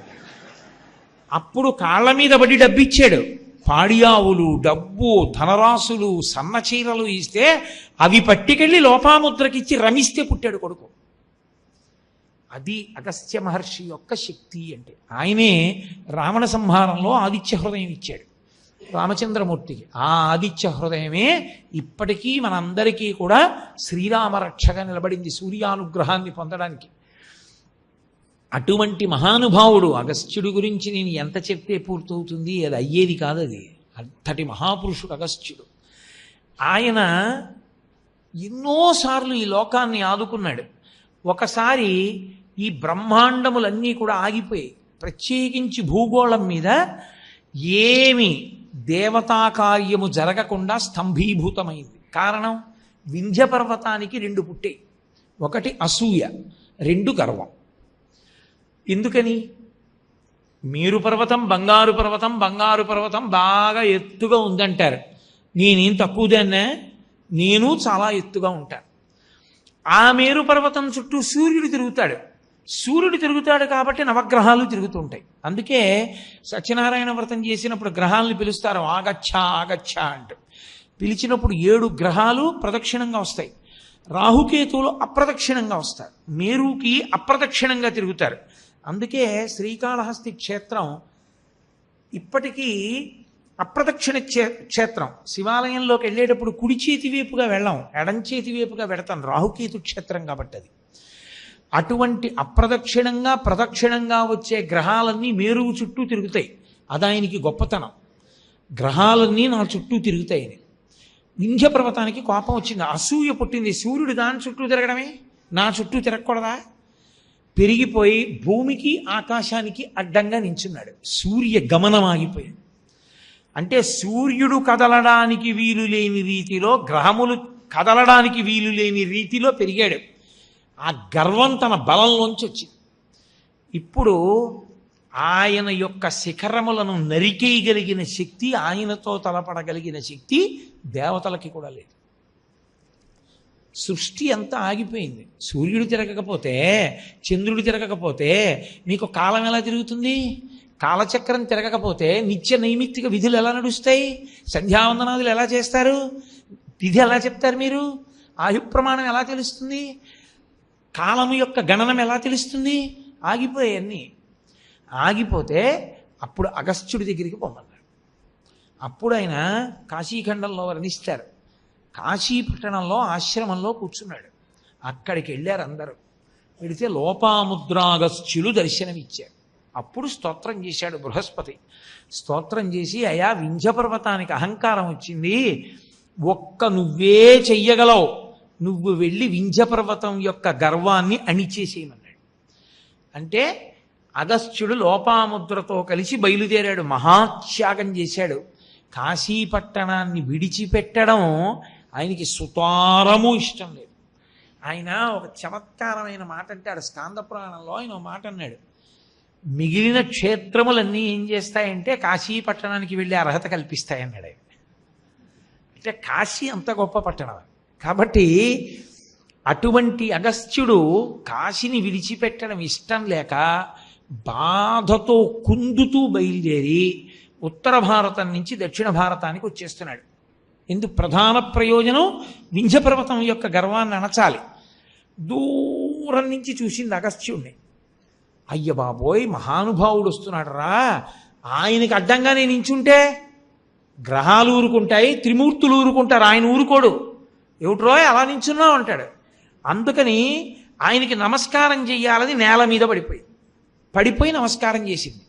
ఆయన అన్నాడు, ఒరే పెద్దవాడిని అయిపోయాను రా, ఎక్కి దిగలేను నీ శిఖరాలు, దక్షిణ దేశం వెళ్ళి తీర్థయాత్ర చేసి మళ్ళీ వస్తా, అలాగే ఉండి అప్పటి వరకు. అంటే వింధ్యుడు అన్నాడు, ఆయన్ని కాదనడానికి భయం, అయ్యా గురువుగారు అలాగే పడుంటాను మీరు వచ్చేవరకు అన్నాడు. దాటి వెళ్ళిపోయాడు. అగస్త్యుడు రాను రాడు, వింధ్య లేవను లేవదు అంటారు. అందుకే మన అదృష్టం ఏమిటంటే వింధ్య పర్వతం పైకి లేవడం కాదు, కానీ అగస్త్యుడు దక్షిణ దేశానికి వచ్చాడు. దక్షిణ దేశానికి వచ్చి అగస్త్యుడు దక్షిణ దేశానికి రావడం వల్ల విశేషమైనటువంటి ప్రయోజనాన్ని పొందినది ఎవరు అంటే తూర్పుగోదావరి జిల్లా దక్షారామ క్షేత్రంలో ఉన్నాడు ఆయన. ఇప్పటికీ ఓ స్తంభంలో ఉన్నాడు ఆనంద తాండవం చేస్తూ వ్యాసుడికి అక్కడే కలిసి పైకి లేచి చూపించాడు అవన్నీ. దక్షారామ క్షేత్రంలో చాలా కాలం ఉండి భీమనాథుణ్ణి సేవించి కొల్హాపురం వెళ్ళి లక్ష్మీ స్తోత్రం చేస్తే లక్ష్మీదేవి ప్రత్యక్షమై స్వామిమలై వెళ్ళి సుబ్రహ్మణ్యేశ్వర స్వామి వారి దగ్గర కాశీ గురించి వినమంటే మళ్ళీ అక్కడికి వెళ్ళాడు. ఆయనే ఒకానొకప్పుడు ఒక ప్రత్యేక కారణానికి, ఇప్పుడు నేను అవన్నీ ఎక్కడ చెప్పగలను, కానీ ఒక స్త్రీని రెండవ భార్యగా స్వీకరించి నదీ స్వరూపాన్ని కమండలంలో పెట్టుకున్నాడు. దక్షిణ దేశానికి నీళ్లు లేవు అప్పుడు, ఆయన కమండలంలో ఉంది నది. ఆయన పక్కన పెట్టుకుని అనుష్ఠానం చేస్తుంటే విఘ్నేశ్వరుడు కాకి రూపంలో వచ్చి తన్నాడు. ఆ కమండలంలో నీళ్లు వలికితేనే కావేరీ నది వచ్చింది. అందుకే తమిళ దేశం వాళ్ళందరూ కూడా అగస్త్యుణ్ణి అంత ఆరాధన చేస్తారు. మాకు భాషా వ్యాకరణాలు ఆయనే ఇచ్చాడంటారు వాళ్ళు. అంతటి మహితాత్ముడు అగస్త్యుడు. కాబట్టి ఆయన పేరే అగస్త్యుడు. అగస్త్యుడు అంటే అగము అంటే పర్వతమును స్తంభీభూతము చేసినవాడు, నేలపడేటట్టు చేసినవాడు. పుట్టివాడు, కానీ ఆయన విజృంభించాడా, సముద్రాలు తాగేస్తాడు, పర్వతాలు తొక్కేస్తాడు. పుట్టివాడు కదా అని ఆయనేమనుకోకండి, ఆయన విజృంభించగలడు వామనమూర్తిలా. అలాంటి లక్షణం ఉన్నవాడు. కాబట్టి ఇప్పుడు మూకశంకరులు అంటున్నారు, ఇలా చూసిన చూపు కన్నా ఇలా చూసిన పొట్టి చూపు ఉందే అమ్మాది అగస్త్యుడు లాంటిది నీ చూపు అన్నారు. ఇది పొట్టిగా ఉంటుంది, ఇలా చూడలేదు, ఇలా చూసిందని తక్కువ అనుకోకండి. ఇలా చూసిందో అది అగస్త్యుడు. అగస్త్యుడు ఎన్ని చెయ్యగలడో అమ్మవారు అన్ని చెయ్యగలదా చూపుతో. అది మూకశంకరుల పోలిక. ఆయన అంటున్నారు, మహాజ్ఞసేవధిరసౌ తవ దుర్విలంఘ్య సంసార వింధ్యగిరి కుంఠన కేలి చూంచో. అది ఎంత సమర్థం అంటే అగస్త్యుడైతే వింధ్య పర్వతాన్ని కిందకి దింపేస్తాడు. అమ్మవారి కడగంటి చూపు ఎవరి మీద పడిందో వాళ్ళు సంసారం అనేటటువంటి వింధ్య పర్వతాన్ని దాటేస్తారు. వింధ్య పర్వతం ఎలా అహంకారంతో పెరిగిపోయిందో మనం కూడా సంసారమును పెంచుకుంటూ ఉంటాం. సంసారం అన్న మాటకు అర్థం ఏంటో తెలుసా అండి? భార్యా బిడ్డలు అని కాదు, జనన మరణ చక్రమునకు సంసారం అని పేరు. జనన మరణ చక్రం ఎందుకు ఏర్పడుతుందంటే పరమేశ్వరుడు ఒక గొప్ప అవకాశం ఇస్తాడు, అదే మనుష్య జన్మ. మనుష్య జన్మ ఎందుకు గొప్పదవుతుందంటే సమస్త పాపములు 3 రకాలుగానే జరుగుతాయి. ఒకటి శరీరము చేత చేసిన పాపములు, 2 మనసు చేత చేసిన పాపములు, 3 వాక్కు చేత చేసిన పాపములు. ఈ 3 పాపములను పోగొట్టుకోవడానికి కావలసిన సాధన సంపత్తి ఒక్క మనుష్య జన్మకే ఉంది. ఎందుకని? మీరు ఇదే శరీరంతో ఈశ్వరుడి పల్లకి పట్టుకోగలరు. ఎవరినైనా పట్టుకోమనండి, ఓ కుక్కొచ్చి పట్టుకుంటానంటే ఒప్పుకోరు, ఓ నక్కొచ్చి పట్టుకుంటానంటే ఒప్పుకోరు. ఒక్క మనుష్యుడే పట్టుకోగలడు. ఈ శరీరంతో మీరు దేవాలయాన్ని తుడవగలరు. ఈ శరీరంతో మీరు భగవత్ సంబంధమైన విషయాన్ని వినగలరు. ఈ శరీరంతో మీరు ఈశ్వరుడి పాదముల మీద పుష్పాలని సమర్పించగలరు. ఈ శరీరంతో మీరు దేవాలయానికి ప్రదక్షిణం చెయ్యగలరు. ఈ మనస్సుతోటే మీరు భగవత్ చింతన చెయ్యగలరు. అందుకిస్తారు ఈ శ్లోకాలు. మూకశంకరుల శ్లోకాలంత శక్తివంతం ఎందుకయ్యాయంటే మనసు చేత చేసినటువంటి పాపరాశి శరీరముతో చేసిన పాపరాశి కన్నా కోట్ల రెట్లు ఎక్కువ ఉంటుంది. అది కాలిపోవడానికి కారణం మూక పంచశతి ఆ శ్రవణం. నేను శ్లోకం చెప్పి దాంట్లో ఉన్న పేర్లు లేవు ఇలా ఇలా అన్నాను అనుకోండి, మీరు ఆలోచిస్తారు అదేమిటని. మీరు ఆలోచించడమే మీరు మనసుతో దానిలో ఉన్నటువంటి విషయాన్ని పట్టుకునే ప్రయత్నం చేయడం. ఆ ప్రయత్నంలో మీరు మనసుతో చేసిన పాపరాశి దగ్ధమవుతుంది. మానసిక పూజ, మనసు చేత మీరు పూజ చేద్దామని కూర్చున్నారనుకోండి, మళ్ళీ జారిపోతుంది మనసు. అదే మీకు ఉదాహరణకి నేను ఈ శ్లోకం ఇచ్చి ఇందులో అగస్త్యుడి గురించా వశిష్ఠుడి గురించా అని అనకుండా కలశజులైనటువంటి ఋషులు ఇద్దరున్నారో ఆ ఇద్దరు ఋషులలో ఏ ఋషి గురించి అన్నాను అనుకోండి, మీరు ఎంత ప్రయత్నం చేయాలో నాకు చెప్పండి. నేను మీకు చెప్పేస్తున్నాను కాబట్టి మీరు పట్టుకుంటున్నారు, మంచిదే, నేను గొప్పవాడిని అంటలేదు. నేను ఇదే శ్లోకాన్ని మీకు ఇచ్చి పరిశీలించండి అన్నాను అనుకోండి, ఎన్నాళ్ళు పడుతుంది దాన్ని పట్టుకోవడానికి? మీరు మొత్తం ఋషుల యొక్క చరిత్రలన్నీ చదవాలి. ఇందులో కుంభజన్మ అంటున్నారు కాబట్టి కలశలోంచి వచ్చిన వాళ్ళు ఎందరో ముందు తీసుకోవాలి. అందులో మళ్ళీ అమ్మవారి చూపుని చెప్తున్నారు కాబట్టి కుంభజన్మ అన్న దాంతో చెప్తున్నారు కాబట్టి ఇది కటాక్ష శతకము కనుక సంసార వింధ్యగిరికుంఠ నకేలి చుంచు. వింధ్య పర్వతాన్ని అణిచిన వాడెవరు? ఇద్దరిలో అగస్త్యుడు పొట్టిగా ఉంటాడు కాబట్టి పొట్టి చూపు చెప్తున్నారు అని మీరు అన్వయం చేసుకోవడానికి మీరు ఎన్ని గ్రంథాలు పరిశీలిస్తే మీరు అన్వయం చేస్తారు? మీరు ఆ అన్వయం చేయడం మానసికంగా మీరు ఎంత తవ్వుకుంటూ వెళ్ళిపోవాలి లోపలికి. మీరు దాన్ని పట్టుకోవాలని అది ఆ శ్లోకం చదివి దాన్ని దృష్టిలో పెట్టుకుని ఎప్పుడు ఎక్కడ ప్రస్తావన వచ్చినా ఇది దొరుకుతుందా అని మీరు వెతుకుతున్నారు అనుకోండి, మీరు అలా ధ్యానం చెయ్యగా ఆలోచించగా స్మరణలన్నీ మనసు ఒకటే ఆలోచిస్తారు. మీరు ఎంత ఈ శ్లోకం గురించి ఆలోచిస్తారో అంత పాపరాశి కాలిపోతుంది. మనసు చేత చేసిన పాపములు విశేషంగా ఉంటాయి. ఏదో కనపడుతుంది, అబ్బా చాలా బాగుంది, నాది అయిపోతే బాగుండు అంటాడు. అక్కడ ఏదో డబ్బులు పడి ఉంటాయి, ఎవడో చూడటం లేదు, తీసేసుకుందామా అంటాడు. ముందు పాపచింతన చేస్తుంది అలవాటు పడిపోయి. ఈ చింతన చేత మూట కట్టేస్తుంది పాపాలు. వీటిని పోగొట్టడానికి ప్రధాన మార్గములు లోకంలో రెండే. ఒకటి సౌందర్యలహరి. శంకరాచార్యుల వారు ప్రత్యేకంగా కొన్ని శ్లోకాలు అందుకే అలా చేశారు. రెండవది మూక పంచశతి. ఈ రెండు ఏం చేస్తాయంటే మిమ్మల్ని ఆలోచింపచేస్తాయి, ధ్యానం చేయిస్తాయి. అందుకే ఏకాంతాన్ని కోరుకుంటుంటుంది. కారణం ఏమంటే మీరు ఆ ధ్యానం ఆ శ్లోకం మీద చెయ్యాలి అంటే మీకు ఆ వాతావరణం ఉండాలి. మీకు అది లేకుండా మీరు మూక పంచశతి జోలికి వెళ్ళలేరు. అది సాధ్యం కాదు, సంభవం కాదు, అంగీకరించదు అమ్మవారు. అందుకే దాని మీద మీరు ఎంత ధ్యానం చేస్తే మీరు అంత ఆనందపు పొంగులు అనుభవిస్తారు. కాబట్టి ఇప్పుడు మానసికమైనటువంటి పాపములను మనసు చేత పోగొట్టాలి. వాక్కు చేత చేసిన పాపములను వాక్కు చేతే పోగొట్టాలి. అందుకని స్తోత్రాలు వచ్చాయి. భగవంతుణ్ణి స్తుతి చెయ్యడం, భగవంతుని యొక్క వైభవాన్ని కీర్తించడం, మంచి మాటలు మాట్లాడడం, విష్ణు సహస్రం లలితా సహస్రం లాంటివి పఠించడం, రామనామం అంటూ ఉండడం, ఇవన్నీ ఎందుకు వచ్చాయంటే మన నోటితో మాటలతో ఎన్నో పాపాలు చేశాం. వాటిని మళ్ళీ వాక్కుల చేతనే పోగొట్టాలి. ఈ మూడు చేయడానికి యోగ్యమైన ఉపకరణము ఒక్క మనుష్య శరీరమే. ఈ మనుష్య శరీరంలో తెలిసో తెలియకో రెండిటిని వాడతాడు. ఎక్కడో కొంచెం మార్పు వచ్చిన వాడు ఏదో విష్ణు సహస్రం తరణో శ్రీరామండమో ఏదో చేస్తాడు, ఏదో కాస్త అగరత్తు వెలిగిస్తాడో దీపం పెడతాడు, ఏదో చేస్తాడు. మనసుతో చేసింది అప్పుడు కూడా మనసు లేదు, అది చేసినప్పుడు ఎక్కడో తిరుగుతోంది. మనసుతో చేసిన పాపములను పోగొట్టడానికి సాధనము మూక పంచశతి. ఇప్పుడు సంసారం అన్న మాటకు అర్థం ఏమిటో తెలుసా? పరమేశ్వరుడు ఏ శరీరాన్ని మీకిచ్చి ఆ పాపాలు పోగొట్టుకోండ్రా అని అన్నాడో ఆ శరీరాన్ని ఉపయోగించి కోటాను కోట్ల పాపములను 3 రకాలుగా పెంచడం. అదే సంసారం వింధ్యగిరి పెరగడం అంటే. వింధ్యం దేనికి పెరిగింది?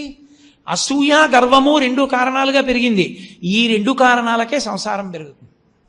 అంటే నా అంత వాణ్ణి నేనండి, ఏంటి వాడు మాట్లాడేది? నింద చేస్తాడు వాక్కు చేత, ఇలా చూపిస్తాడు. కాయికంగా పాపం చేశాడు ఇలా చూపించి, నోటితో పాపం చేశాడు. వాడెంత వాడు అహంకారంతో మాట్లాడాడు. తప్పుండి పరిశీలనం చేస్తే వేరు, మనసు చేత పాపం చేశాడు అవతల వాడి పతనాన్ని కోరి. ఈ 2 ఎక్కడున్నాయో అక్కడ అనవసరంగా పెరిగిపోవడం ప్రారంభమవుతుంది. ఆ పెరిగిపోవడం ఏమిటి? పునర్జన్మలని పెంచుకోవడం, పునర్జన్మల్ని తగ్గించుకోవడానికి ఇది సాధనం. వీడేం చేశాడు? పెంచుకుంటున్నాడు. మీరు ఆ దోషాన్ని పట్టుకున్నారో లేదో నాకు అర్థం కావట్లేదు. నేను మీకు అర్థమయ్యేట్టు చెప్పగలిగానో లేదో. దీని చేతనే పునర్జన్మల్ని తగ్గించుకోవాలి, దీని చేతనే ఉత్తమమైనటువంటి శరీరములోకి ప్రవేశించాలి. కానీ ఉత్తమమైన శరీరంలోకి పెంచడానికి కావలసినటువంటి ప్రజ్ఞని సంతరించుకోవట్లేదు, ఉత్తమమైనటువంటి జన్మలోకి ప్రవేశించడానికి కావలసినటువంటి కర్మ చెయ్యట్లేదు. మళ్ళీ ఈ మనసు చేత, వాక్కు చేత, కాయము చేత అపారమైనటువంటి అనుభవించవలసిన పాపాన్ని మూట కట్టేస్తున్నాడు. ఎందుచేత? ఒక్కటే, మీరు చాలా జాగ్రత్తగా పట్టుకోవలసిన విషయాన్ని మనవి చేస్తున్నాను మీకు నేను. భోగానురక్తి. కారణం ఎక్కడుందో తెలుసా అండి? వింధ్య పర్వతానికి ఎలా ఉందో అసూయతో నేను గొప్పదాన్ని అవ్వాలని, అలా ఈ 3టిని భోగం కోసమే పాపం చేస్తాడు. మీరు చూడండి, అన్నిటికన్నా తేలికగా భోగం అనుభవించడం అంటే ఏమిటో తెలుసా? పక్కవాడి దగ్గరికి వెళ్ళి కబుర్లు చెప్పడమే. తేరగా వచ్చే మార్గం ఏమిటండి? ఒక్కసారి మిమ్మల్ని కలుస్తానండి అంటాడు. ఎందుకురా నువ్వు కలవడం? ఒక్క వారం రోజులు కలవకుండా ఉండలేవా? ఒక్క వారం రోజులు నన్ను ప్రశాంతంగా ఉండనివ్వవా అన్నారనుకోండి, ఒక్కసారి కలుస్తానండి, ఒక్కసారి మీ విడిదికి వస్తానండి. ఎందుకు? 365 రోజుల్లో 368 రోజులు అందరినీ కలుస్తున్నాను కదా. 365 రోజులు లేదో నేను తప్పు చెప్తే 358 రోజులు కలుస్తున్నాను కదా. 7 రోజులు వద్దని చెప్పాను. ఎందుకు వస్తావు నా విడిదికి? ఆయన వద్దన్నాడు. ఏదో కారణం ఉంది పాపం, ఆయన ఏదో ఏకాంతంగా ఉండాలనుకుంటున్నాడు ఒక వారం. నేను రాను అని ఎందుకు ఉండవు? కారణం ఏమిటో తెలుసా? తగిన ప్రయోజనం లేకుండా అవతల వారితో మాట్లాడడం సరదా. మనిషికున్న పెద్ద ఇబ్బంది ఎక్కడొస్తుందంటే, ఏమీ తోచకపోతే కానీ ఖర్చు లేకుండా భోగం అనుభవించడానికి మార్గం ఏంటంటే కబుర్లు చెప్పడమే. కబుర్లు చెప్పేటప్పుడు ఏమవుతుంది? అవతల వాడికి వినడానికి సరదా ఉండాలి. వాడికి రాగము ద్వేషము ఉంటాయి. వాడికి ఏది రాగమో దాన్ని పొగడాలి, వాడికి ఏది ద్వేషమో దాన్ని తిట్టాలి. వాడికి రాగము రాక్షసుని ఎందైతే వాడికి రాక్షసుని పొగడాలి, వాడికి ద్వేషము భగవంతుని ఎందైతే నువ్వు భగవన్ నింద చెయ్యాలి. అవతలవాడు మహాత్ముడని నీకు తెలుసు, మనం ఎందుకు ఆయన జోలని మనకి తెలుసు. వాడు తిడతాడు, నువ్వు వినాలి. నువ్వు తిట్టకపోతే వాడు వినడు, నువ్వు తిట్టాలి. ఇప్పుడు ఏమైంది? భోగానురక్తి వలన వాక్కు పాపమును మూట కడుతుంది. కారణం అదే. ధార్మిక చింతన చేత, విచక్షణ చేత, విశ్లేషణ చేత మాట్లాడితే దోషం అంటదో కాకుండా కేవలముగా నింద చేయడం ప్రధానమైన ప్రయోజనంగా పెట్టుకుని మాట్లాడడం ఎందుకు వస్తుందో తెలుసా? అదే పనిగా మాట్లాడుతుండడం. ఎందుకని అంటే భోగకాంక్ష. వాడు ఉండలేడు. ఏమీ లేదనుకోండి, కరెంట్ ఉంటే వాడికి ఇంకా ఆనందమే. ఇలా నొక్కితే చాలు 100 ఛానల్స్లో చూసుకుంటాడు. అది లేదనుకోండి మొదలు, అలా వాళ్ళ ఇంటికి ఎడదామా అంటాడు. ఎందుకు?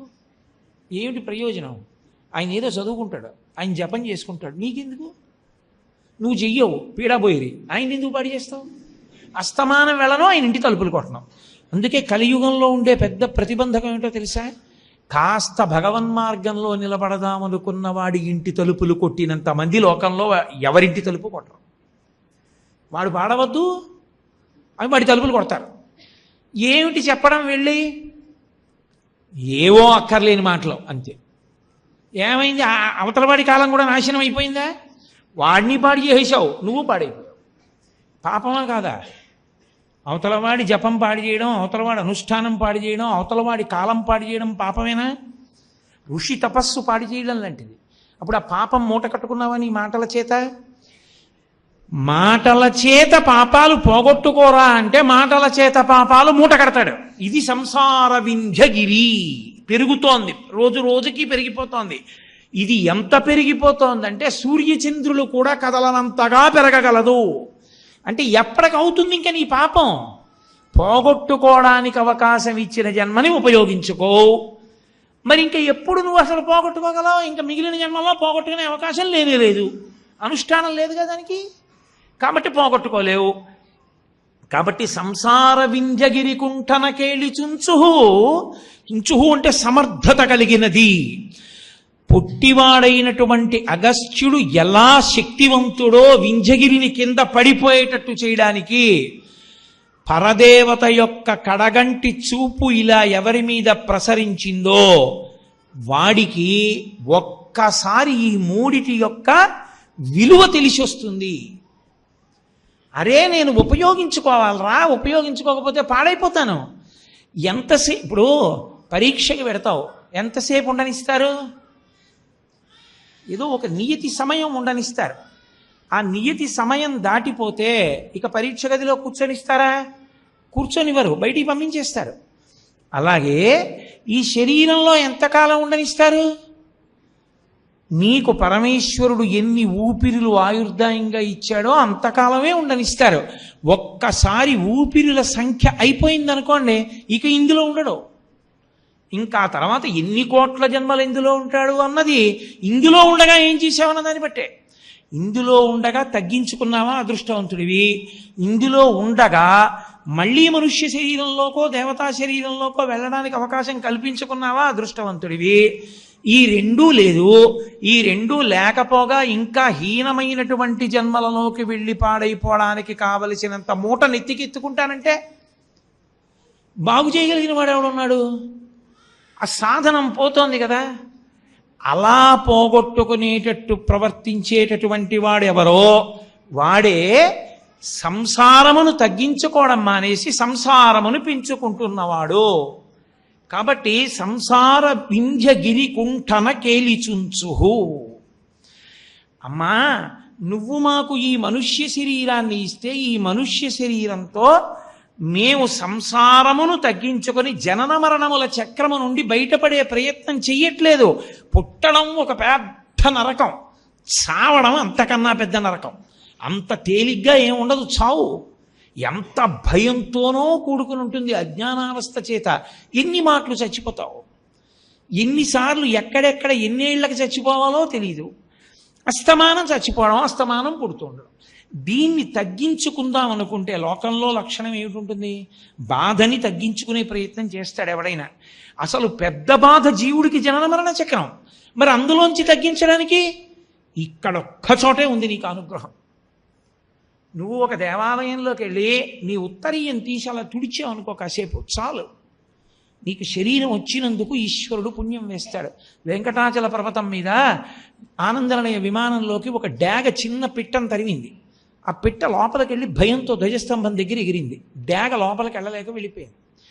ఆ చిన్న పిట్ట భయంతో ఎగరడంలో దాని రెక్కల యొక్క విసురుకి అక్కడ ఉన్న ధూళి కణాలు తుడవబడ్డాయి. స్కాందపురాణం బ్రహ్మోత్తర ఖండంలో చెప్తారు, తెలిసి కాని తెలియక కాని ఒక పిట్ట తన ధ్వజస్తంభం దగ్గరికి వచ్చి కదిలినప్పుడు ధూళికణములు తొడవబడ్డాయి కనుక పరమేశ్వరుడు దాన్ని వచ్చే జన్మలో చక్రవర్తి కుమారుడిగా పుట్టించాడు. కాయిక కైంకర్యం అంత గొప్పది. అప్పర్స్వామి ఎక్కడికి వెళ్ళినా దేవాలయాన్ని తుడిచేవారు, ఎక్కడికి వెళ్ళినా దేవాలయాలు కడిగేవారు, పూల మొక్కలు నాటేవారు, కాస్త గడ్డి కనబడితే తీసేసేవారు, అక్కర్లేని చెత్త కనబడితే ఏరేసేవారు. ఎందుకని? ఈశ్వరుడు నీకు శరీరాన్ని ఇచ్చింది, ఈ శరీరంతో ఓ మంచి పని చేస్తూ ఉండాలి. ప్రతిరోజు చెయ్యాలి ఏదో ఒకటి. చేయకపోతే మళ్ళీ నీకు అలా చేద్దామనిపించే శరీరం ఎలా వస్తుంది? అనవసరంగా లోపలికి పక్షులు జంతువులు రావడం ఎంత ఎక్కువైతే కుంభాభిషేకం చేసినప్పుడు సంకల్పం అదే చెప్తారు. పక్షులు జంతువులు అన్నీ లోపలికి వచ్చాయి కాబట్టి దీని శక్తి పోయింది కాబట్టి మళ్ళీ కుంభాభిషేకం చేస్తున్నాం అంటారు. నువ్వు ఒక దేవాలయంలోకి ఎంత ప్రవేశిస్తే అంత పుణ్యం మూట కట్టుకోగలవు. శరీరం ఇచ్చాడు ఈశ్వరుడు, దీనికి ఒక్కదానికి అధికారం ఇచ్చాడు.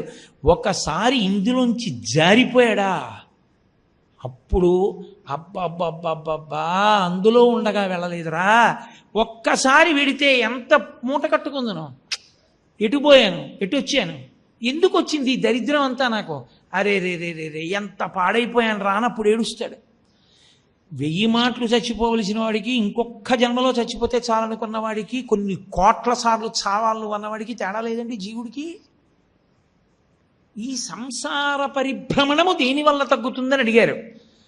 అగస్త్యుడు వింధ్య పర్వతాన్ని ఉంచినట్టు ఎవరి వంక పరదేవత ఇలా చూస్తుందో వాడి సంసారమన్న వింధ్యము వంగిపోతుంది. వంగిపోయి వాడిక జనన మరణ చక్రమునందు ప్రవేశించడు. అంటే ఆ మాటకు అర్థం ఏమిటో తెలుసా? ఇప్పుడు వాడు చేసే కర్మలన్నీ ఎందుకు చేస్తాడంటే నేను వచ్చే జన్మలో ఏదో ఫలానా వైభోగం పొందుదామని చెయ్యడు. ఇవన్నీ నేను ఎందుకు చేస్తున్నానో తెలుసా? సాధ్యమైనంత తొందరగా నన్ను నీ దగ్గరికి చేర్చేసుకో. ఇప్పుడు అవి చిత్తశుద్ధికి కారణములవుతాయి, అవి భోగమునకు కారణములు కావు. మీరు అలా అనలేదనుకోండి, మీకు లోపల భావన లేదనుకోండి, అది ఏమవుతుందో తెలుసా? చాలా పెద్ద ప్రమాదాన్ని తీసుకొచ్చేస్తుంది. ఇంత కష్టపడి చేసుకున్నది ఒక గొప్ప భోగానుభవ రూపంలో తీసేస్తాడు ఈశ్వరుడు. నేను మీకు ఒక ఉదాహరణ చెప్పాలి అంటే, ఒక మహాచక్రవర్తి ఈ భూమండలాన్నంతటినీ కూడా శాసించి ఇయ్యగలిగినటువంటి చక్రవర్తిగా ఓ 40 సంవత్సరాలు బతుకుతాడు. నువ్వు కష్టపడి చేసినటువంటి పుణ్యం అంతా 40 సంవత్సరాల చక్రవర్తిత్వంలో నశించిపోయి మళ్ళీ సామాన్య స్థాయికి మరు జన్మలో వచ్చేస్తావు. ఏమిటి సాధించావు చెప్పు నాకు? 40 ఏళ్ళు చక్రవర్తిగా ఉన్నావు, పాన్పుల మీద పడుకున్నావు, వింజామరలు వీచారు, వీణ పాడుతూ పడుకోబెట్టారు, మధ్యలో వాయిస్తూ నిద్రలేపారు, భద్రగజం మీద ఎక్కావు, వీధుల్లో తిరిగావు, రాజుల దగ్గర కప్పాలు పుచ్చుకున్నావు, మహావీరుడవై సామంతరాజులందరినీ కూడా లొంగ తీసుకున్నావు, ఈ భూమండలం నాదన్నావు, 40 ఏళ్ల తర్వాత వదిలిపెట్టావు, ఎవడి రాజ్యం వాడిది. నీ బతుకు మళ్ళీ కిందకి కాదు. చిత్తశుద్ధి, జ్ఞానమును పొందడానికి పాత్రత కలిగిన వాడిగా తయారైపోతాడు. ఆ పాత్రత వచ్చిందనుకోండి, అమ్మవారు ఏం చేస్తుందంటే ఇప్పుడు ఆత్మ అనుభవంలోకి రాగలిగినటువంటి యోగ్యతని కృప చేస్తుంది. పాయసం పోయడానికి పాత్ర బాగుండాలా ముందు? పుణ్యకర్మాచరణము పాత్రని శుద్ధి చేస్తుంది, చిత్తశుద్ధి కలుగుతుంది. ఈ చిత్తశుద్ధి చేత జ్ఞానం అంకురిస్తుంది. అందుకు భక్తితో కూడిన కర్మాచరణము వలన కలిగే ప్రయోజనము చిత్తశుద్ధి. అది కావాలని కోరాలి. చిత్తశుద్ధి వలన జ్ఞానము, జ్ఞానము వలన కైవల్యము. ఇక అసలు ఎందుకు నీకు పుణ్యం లేదు, పాపం లేదు, ఏ గొడవ లేదు, పుట్టనే అక్కర్లేదు, హాయిగా పరమేశ్వరుని యందు ఐక్యమైపోయావు. జన్మ పరంపర పోయింది అక్కడతో. ఇది దేని వలన వస్తుంది అంటే కేవల పుణ్యకర్మ కాదు, పుణ్యకర్మ చిత్తశుద్ధి కొరకు మాత్రమే. ఇక మళ్ళీ దాని వలన ప్రతిఫలం అక్కర్లా నాకు. ఇది సంసార వింజగిరి కుంఠ నకేళి చుంచు ధైర్యాం బుధిం పశుపతేశ్చులకీకరోతి. అమ్మవారు ఇలా చూసిందనుకోండి, అదిట పరమశివుని యొక్క ధైర్యం అనేటటువంటి మహాసముద్రాన్ని ఆపోసన పట్టేస్తుంది. ఏమిటి పరమశివుని యొక్క ధైర్యం? పరమశివుని యొక్క ధైర్యము అన్న మాటకు అర్థం ఆయన ఏదో పిరికితనం లేకుండా ఉంటాడు అన్న మాట కాదు. పరమశివుని యొక్క ధైర్యము అంటే ఏ కోరిక లేకుండుటా. అసలు ఆయనకి కోరికలు లేవు, ఏ కోరిక లేవు కాబట్టి నిస్సంగుడు, పూర్ణుడు. అటువంటి వాడై పరమేశ్వరుడు ఒక్కడు ఉండిపోయాడు అనుకోండి, మనకి జన్మలు ఉండవు. మనకి జన్మలు లేకపోతే మంచిదే కదండి అని మీరు అనొచ్చు. కర్మ ఎలా పూర్తవుతుంది? పాపపుణ్యములు పోగొట్టుకోవాలా, చిత్తశుద్ధి కలగాలా, కర్మాచరణం చెయ్యాలా, దానికి చెయ్యాలంటే శరీరం ఉండాలా. మరి శరీరం ఉండాలంటే పార్వతీదేవి పక్కన శివుడు కూర్చోవాలా. శివుడు కూర్చోవాలంటే ఆయనకి మళ్ళీ అమ్మవారి యందు అనురక్తి కలగాల. అనురక్తి కలగాలంటే ఆయనకి అప్పటి వరకు లేనటువంటి అనురక్తిని అమ్మవారు కల్పించాలి. అంటే అసలు కాముడంటే అసహ్యించుకునే పరమేశ్వరుడికి పార్వతీదేవి యందు అనురక్తి కలిగి వచ్చి పక్కన కూర్చోవాలి తాడి కట్టి. అలా చెయ్యాలంటే పరమేశ్వరుడికి కాముని పట్ల మర్యాద లేకుండా విసిరి కొట్టినటువంటి వాడికి మళ్ళీ ఈవిడతో కలిసి నేను కూర్చోవాలనేటటువంటి కోరిక పుట్టించాలి. అంటే అంతటి నిరాసక్తత అన్న సముద్రాన్ని ఈవిడ పుచ్చేసుకుంటుంది. ఈవిడ పుచ్చుకోవడం అంటే ఈవిడ కడగంటి చూపు ఆయన ధైర్యం అన్న సముద్రాన్ని పుడికిల పట్టి తాగేస్తుంది. అగస్త్యుడు ఎలా అయితే సముద్రాన్ని తాగేశాడో అమ్మవారు పరమేశ్వరుడు. అందుకే నేను అలా అన్నానని అనుకోకండి. ఇలా చూడడం ప్రేయసీ లక్షణం కాదు, ఇలా చూడడం ప్రేయసీ లక్షణం అని కదా. అమ్మవారు అయ్యవారి వంక ఇలా చూసిందనుకోండి, ఆయన వశుడైపోతాడు. ఆయన వశుడైపోవడం అంటే అమ్మవారు మనకి తల్లిగా కూర్చుంది అని దాని అర్థం. సామాన్య శృంగారంగా భావన చేయకూడదు. శ్రీ విద్యా తంత్రం అంత గొప్పది. ఆమె చెరుకు విల్లు బాణాలు పట్టుకుంటుంది. ఇప్పుడు ఆమె మనకి తల్లి అవుతుంది. శివుణ్ణి తెచ్చి పక్కన కూర్చోబెట్టుకుని మన జన్మలకి కారణం అవుతుంది. ఆయన ధైర్యాంబుధిని ఆవిడ ఆపోసన పట్టేస్తుంది. అలా చెయ్యగలిగినటువంటి తల్లి ఆవిడ కడగంటి చూపు అన్న పొట్టి చూపు ఉందే, అది పరమశివుని యొక్క ధైర్యాంబుధిని ఔపోసన పట్టగలదు. అందుకని ధైర్యాంబుధిం పశుపతేశ్చులకీకరోతి. అందుకే మహానుభావుడు పోతన గారు వీరభద్ర విజయము అని ఒక గ్రంథం చేశారు. అందులో ఆయన ఒక మాట అంటారు. ఆయన అన్నారు, కామిని చూచు చూపులకు కాకకలింగి శివుండు పాంధుడై. అసలు ఆయనకి ఏ విషయం మీద అనురక్తి లేదు. మన్మధుడు బాణం వేస్తే కాల్చేశాడు. అటువంటి వాడు పార్వతీదేవి ఇలా చూసేటప్పటికీ పాంధుడై కాకకలింగి, కామిని చూచు చూపులకు కాకకలింగి శివుండు పాంధుడై, కాముని తొల్లి గెల్చిన మగంటిమి నెల్లమరంచి. ఆయన ఇంతకుముందు నేను కాముణ్ణి గెలిచాననేటటువంటి విషయాన్ని కూడా మరిచిపోయినటువంటి వాడైపోయి లోలిమిన్ కామిని చూచుచుండే. ఆయన లౌల్యముతో, లౌల్యము అన్న మాటకి సంస్కృతంలో అర్థం ఏంటంటే లల్ అన్న ధాతువుకి అర్థం భోగానుభవం. పార్వతీదేవితో కూడాలన్న కోరిక కలిగింది ఆమె కడగంటి చూపు వలన కలిగి. లోలిమిన్ కామినించుచుచుండే. ఆయన లౌల్యముతో ఆవిడ వంక చూస్తున్నాడు. ఆయన ఆవిడ వంక చూసిన ఆవిడ కూడా అలా చూడకపోతే మనందరికీ జన్మలు రావు. వాగర్ధావివ సంపృక్తం వాగర్ధ ప్రతిపత్తయే జగత పితరం వందే పార్వతీ పరమేశ్వరవు. ఆ పార్వతీ పరమేశ్వరులు తల్లిదండ్రులుగా కూర్చోరు. అందుకని ఆవిడ కూడా అలాగే కామిని కామముతోడ కామ వైరిని చూచుచునుండే. ఆవిడ కూడా అంతే మహాకామంతో, అంటే లౌకిక కామం కాదు, ఒంటిగా ఉన్న పరమేశ్వరుడు ఇంత జగత్తుగా విస్తరించాలన్న కామంతో ఆమె కామవైరిని చూసింది.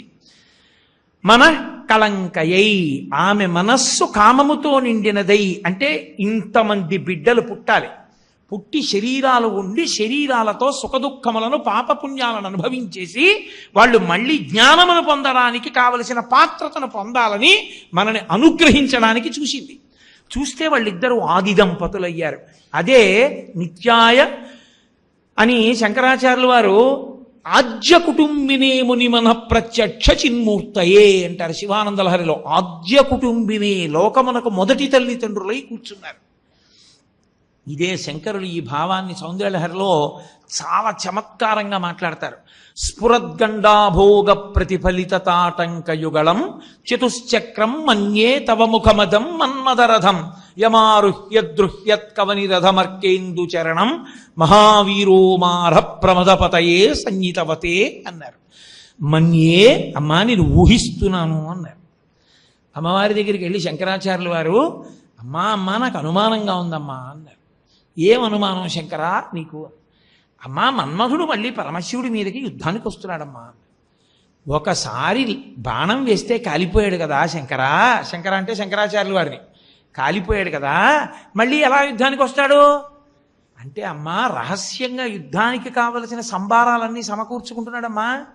మన్మధుడికి శత్రువు లోకంలో శివుడు ఒక్కడే, ఎందుకని ఆయన ఒకడే లొంగలేదు, మిగిలిన వాళ్ళందరూ లొంగిపోయిన వాళ్ళే కాబట్టి అమ్మ ఆయనేగా శత్రువు, సంభారాలు సమకూరుస్తున్నాడమ్మా. ఏం సంభారాలు సమకూరుస్తున్నాడయా యుద్ధానికి? అమ్మా శివుడికి ఉన్నటువంటి రథం కన్నా గొప్ప రథాన్ని నిర్మాణం చేశాడు. అలాగా ఏం చేశాడు? అంటే శంకరులు అన్నారు, స్ఫురద్గండాభోగ ప్రతిఫలిత తాటంకయుగళం చతుశ్చక్రం మన్యే తవముఖమిదం మన్మదరథం యమారుహ్యద్రుహ్యత్ కవనిరథమర్కేందు చరణం. శివుడికున్న రథం ఏంటమ్మా? త్రిపురాసురుల్ని గెలిచాడు, అదే పెద్ద యుద్ధం. ఆ యుద్ధంలో ఆయన వాడిన రథం ఈ భూమినంతటినీ రథంగా చేసుకున్నాడు. సూర్యచంద్రుడిద్దరినీ చక్రాలుగా చేసుకున్నాడు. అంటే 2 చక్రాలైనా శివుడి రథానికి ఉన్నాయి. మరి ఇప్పుడు మన్మధుడికి 4 చక్రాల రథం సంపాదించాడు. అంటే 2 చక్రాలు ఎక్కువ ఉన్నాయా? అబ్బో ఏమిటయో ఆ రథం అంది అమ్మవారు. ఏమిటమ్మా? నీ ముఖమే. నా ముఖం ఆ రథం? అవును, నీ ముఖాన్ని రథం చేసుకుని నీ చెవి తాటంకములు 2 నీ బుగ్గల్లో ప్రతిబింబాలు పడుతుంటే ఈ 4టిని చక్రాలుగా చేసుకుని నీ ముఖాన్ని రథంగా చేసుకుని అందులో కూర్చున్నాడు. శివుడు రథం ఎక్కొచ్చాడు. ఏడ్రా మన్మధుడు యుద్ధానికి వచ్చాటన్నాడు. ఇదిగో ఇక్కడ ఉన్నానన్నాడు. శివుడు రథంలోంచి ఇలా చూశాడు. ఎదురుగుండా రథం ఎవరిది? అమ్మవారి ముఖం. చూడగానే ప్రసన్నుడైపోయి అది అక్కడ పారేసా ధనస్సు వచ్చేసాడు. ఓడిపోయాడా? అమ్మా ఈసారి శివుడు గెలుస్తాడని నమ్మకం లేదు. నీ ముఖం రథం మన్మధుడికి, కాబట్టి ఆయన యుద్ధం చేయలేడు. మన్మధుడు నీ ముఖంలో కూర్చున్నాడమ్మా. మన్యే ఊహిస్తున్నాను తల్లి అన్నారు. అంటే శివుడు ఓడిపోతాడు అనకూడదు, అమంగళం. అందుకని అమ్మోయ్ మన్మధుడు యుద్ధానికి వస్తాడనుకుంటున్నానమ్మా అంటే ఏమిటి దాని అర్థం? అమ్మా నీ ముఖమండలాన్ని చూస్తే కాముని కాల్చినవాడు కామేశ్వరుడే వచ్చి కూర్చుని నీ మెళ్ళో తాళి కట్టి పక్కన కూర్చుంటాడు బహిర్ముఖుడై. అది తల్లి కామేశబద్ధ మంగళ్య సూత్ర శోభిత కంధరా. నువ్వు అలా ఆయన్ని వశం చేసుకుని పక్కన కూర్చోబెట్టుకోకపోతే మా అందరికీ జన్మేది. జన్మ లేకపోతే మేము ఎలా కర్మ పోగొట్టుకుంటాం? పాపపుణ్యాలు ఎలా పోగొట్టుకుంటాం? ఇంతటి మహోపకారం చేసిన దానివి కదమ్మా. అందుకని అగస్త్యుడు సముద్రాన్ని తాగేసినట్టే నీ పొట్టి చూపుండే కటాక్షం అది శివుడి వంక ఇలా చూస్తే ఆయన పరవశుడైపోయి ఆయన ధైర్యం అన్న సముద్రాన్ని నీ పొట్టి చూపు అన్న అగస్త్యుడు తాగేశాడు. పోయింది ధైర్యం అంతా శివుడికి, లొంగిపోయాడు. తండ్రిగా కూర్చోబెట్టేశావు మా అందరికీ. అఖిలాండేశ్వరి వెయ్యవు. పరమశివుడికి శివకామ సుందరి వెయ్యవు. ఇది ఆ మూకశంకరుల అన్వయం. అందుకనమ్మా బయట అగస్త్యుడు ఎంత గొప్పవాడో నీ పొట్టి చూపు అంత గొప్పది, నీ కటాక్షం అంత గొప్పది. కటాక్షమన్న మాట వాడకుండా శ్లోకం చేశారు.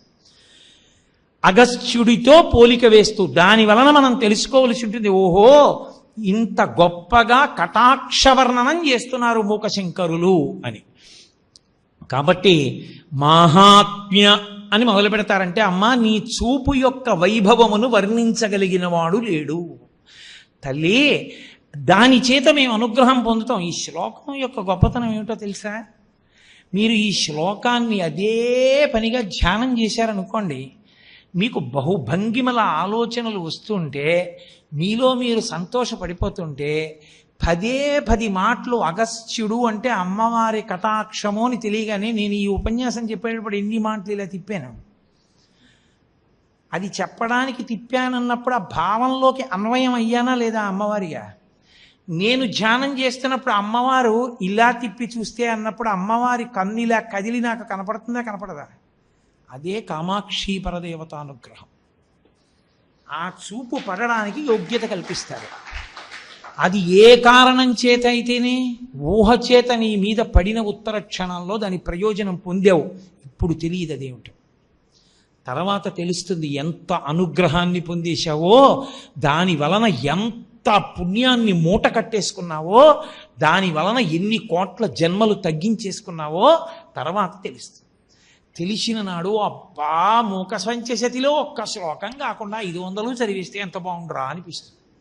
అది మూక పంచశతి యొక్క గొప్పతనం. కాబట్టి మాహాత్మసేవధిరసౌ తవ దుర్విలంఘ్య సంసార వింధ్యగిరికుంఠన కేళిచుంచు ధైర్యాం బుధిం పశుపతేశ్చులకీకరోతి కామాక్షి వీక్షణ విజృంభణ కుంభజన్మ అని కటాక్ష శతకంలోంచి మూకశంకరులు చేసినటువంటి ఒక శ్లోకాన్ని మీకు మనవి చేశాను.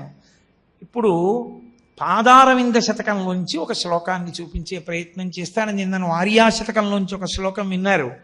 ఇప్పుడు నేను మీకు కటాక్ష శతకంలోంచి చెప్పాను, ఒకటి ఇప్పుడు పాదారవింద శతకంలోంచి చెప్తాను.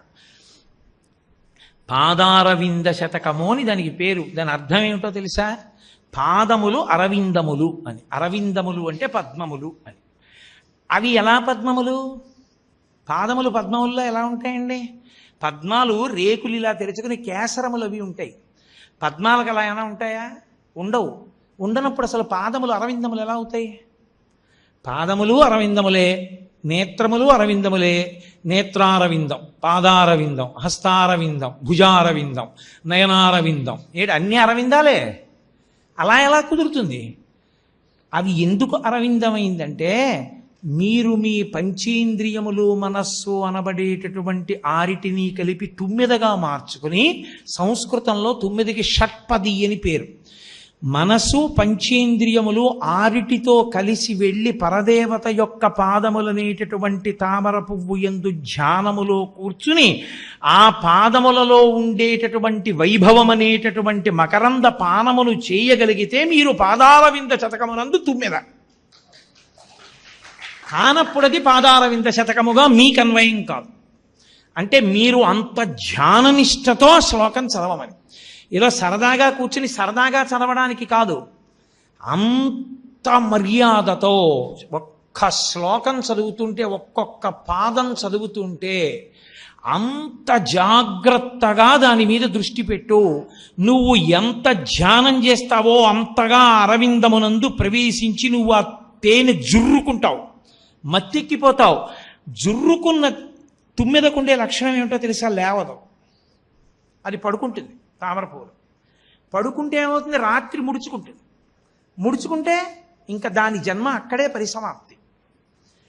ఎవరు పాదారవింద శతకంలో చెప్పబడినటువంటి శ్లోకమునందు ధ్యానమగ్నుడయ్యాడో వాడు పరదేవత పాదములలోకి లయమైపోతాడని గుర్తు.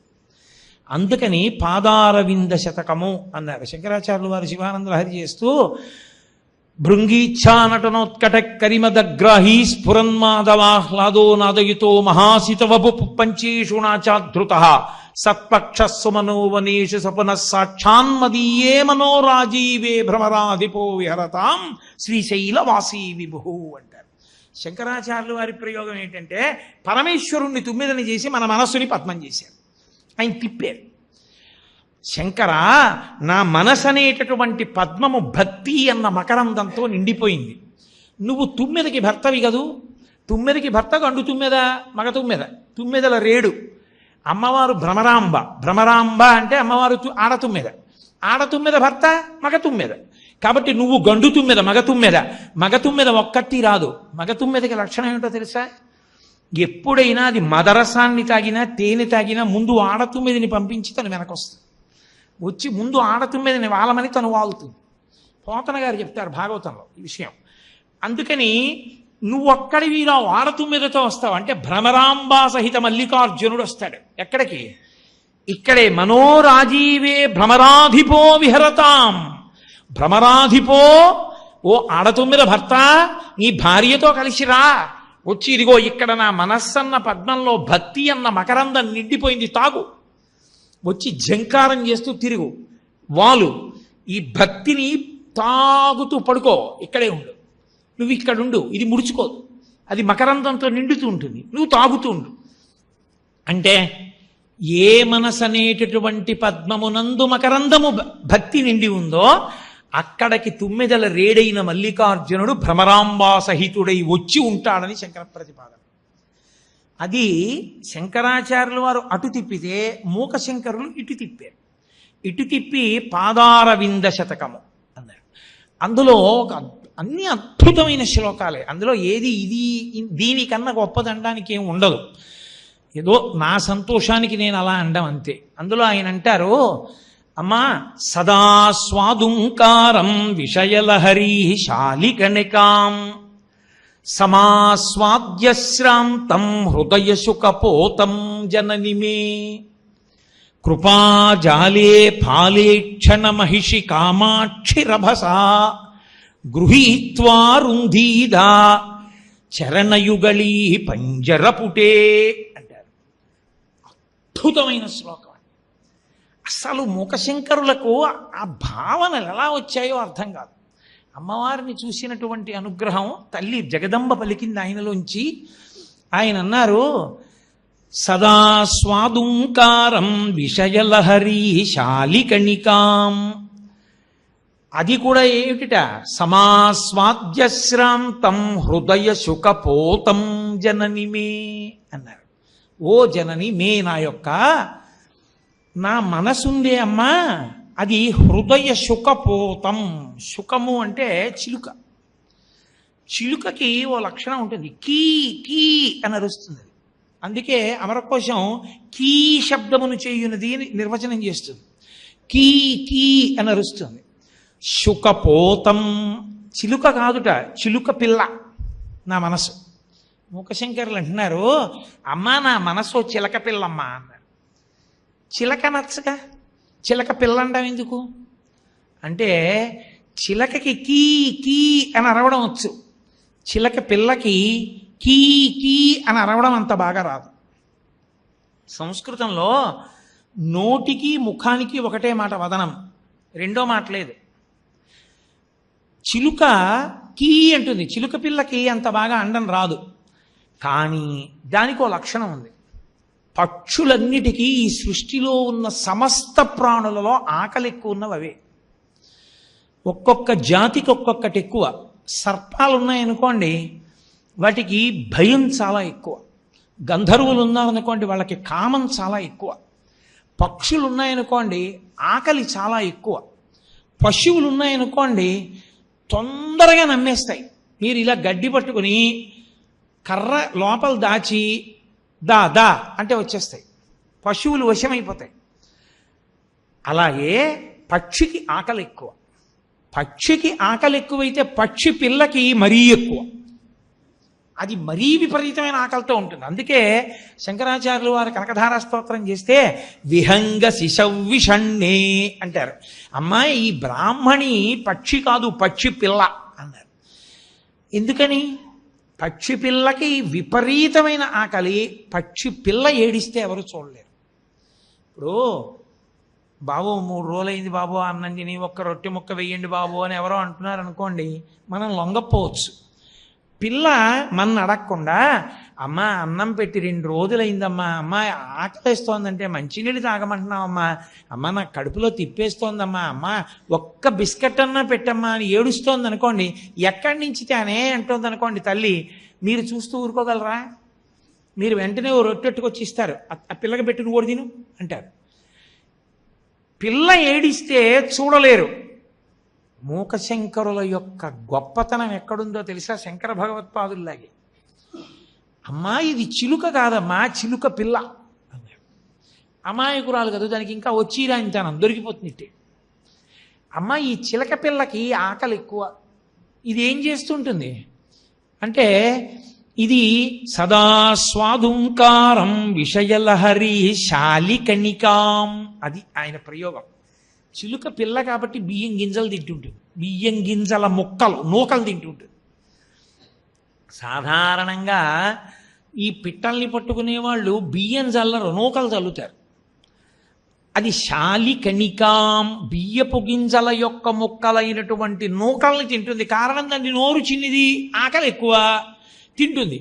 తిన్నది ఏం చేస్తుంది? దానికి ఓ దరిద్ర లక్షణం, తినేసింది పోని అరవదు, కీ కీ కీ అంత చిలకలాగా పడుకుంటుంది. తినేసి, మీరు ఎప్పుడైనా చిలకను చూశారో లేదో నాకు తెలియదు, చిలకను ఎప్పుడైనా మీరు చూడండి, చిలుక కన్ను ముయ్యడం స్పష్టంగా కనపడుతుంది. అది మహాకవుల ప్రయోగాలంటే అలా ఉంటాయి. మిగిలిన పక్షులకి మీకు అలా తెలియదు. మీరు ఎప్పుడైనా చిలుక వాలినప్పుడు చూడండి, చిలుక కన్ను ఇలా మూసిందనుకోండి, మీకు చిలుక కన్ను మూస్తోందని తెలిసిపోతుంది. ఎందుకో తెలుసా? చిలుక కన్ను మూసినప్పుడు తెల్లటి పొర అడ్డంగా దిగుతుంది ఇలాగా, అందుకని మూస్తోంది తెరుస్తోందని తెలుస్తుంది. చిలుక పిల్ల ఏం చేస్తుందంటే, ఈ బియ్యపు గింజలు తిని ఆ తెల్లటి పొర ఇలా మూసేస్తుంది.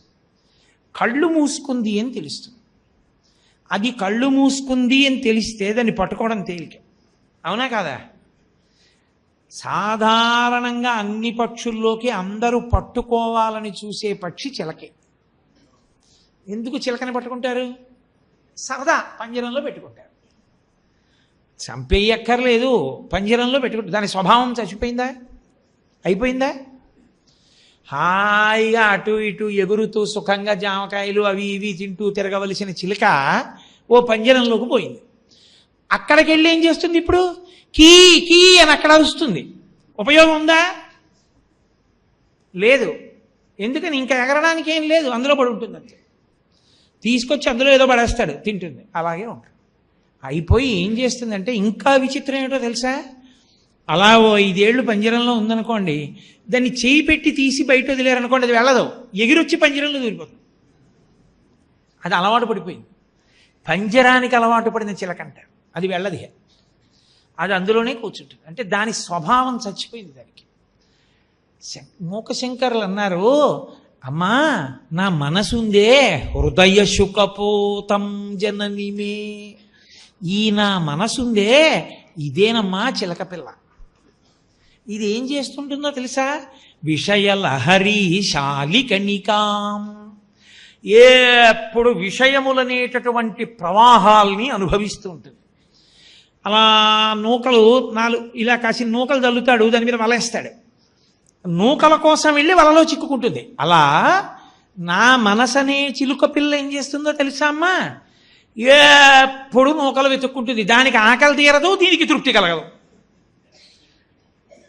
చిలక పిల్లకి ఆకలి మరీ ఎక్కువైపోయినట్టే విషయముల మీద ఆసక్తి నా మనసుకి అంత ఎక్కువ. అందుకే ఇది సుఖపోతం, ఇది విషయములను అలా అనుభవిస్తుంది.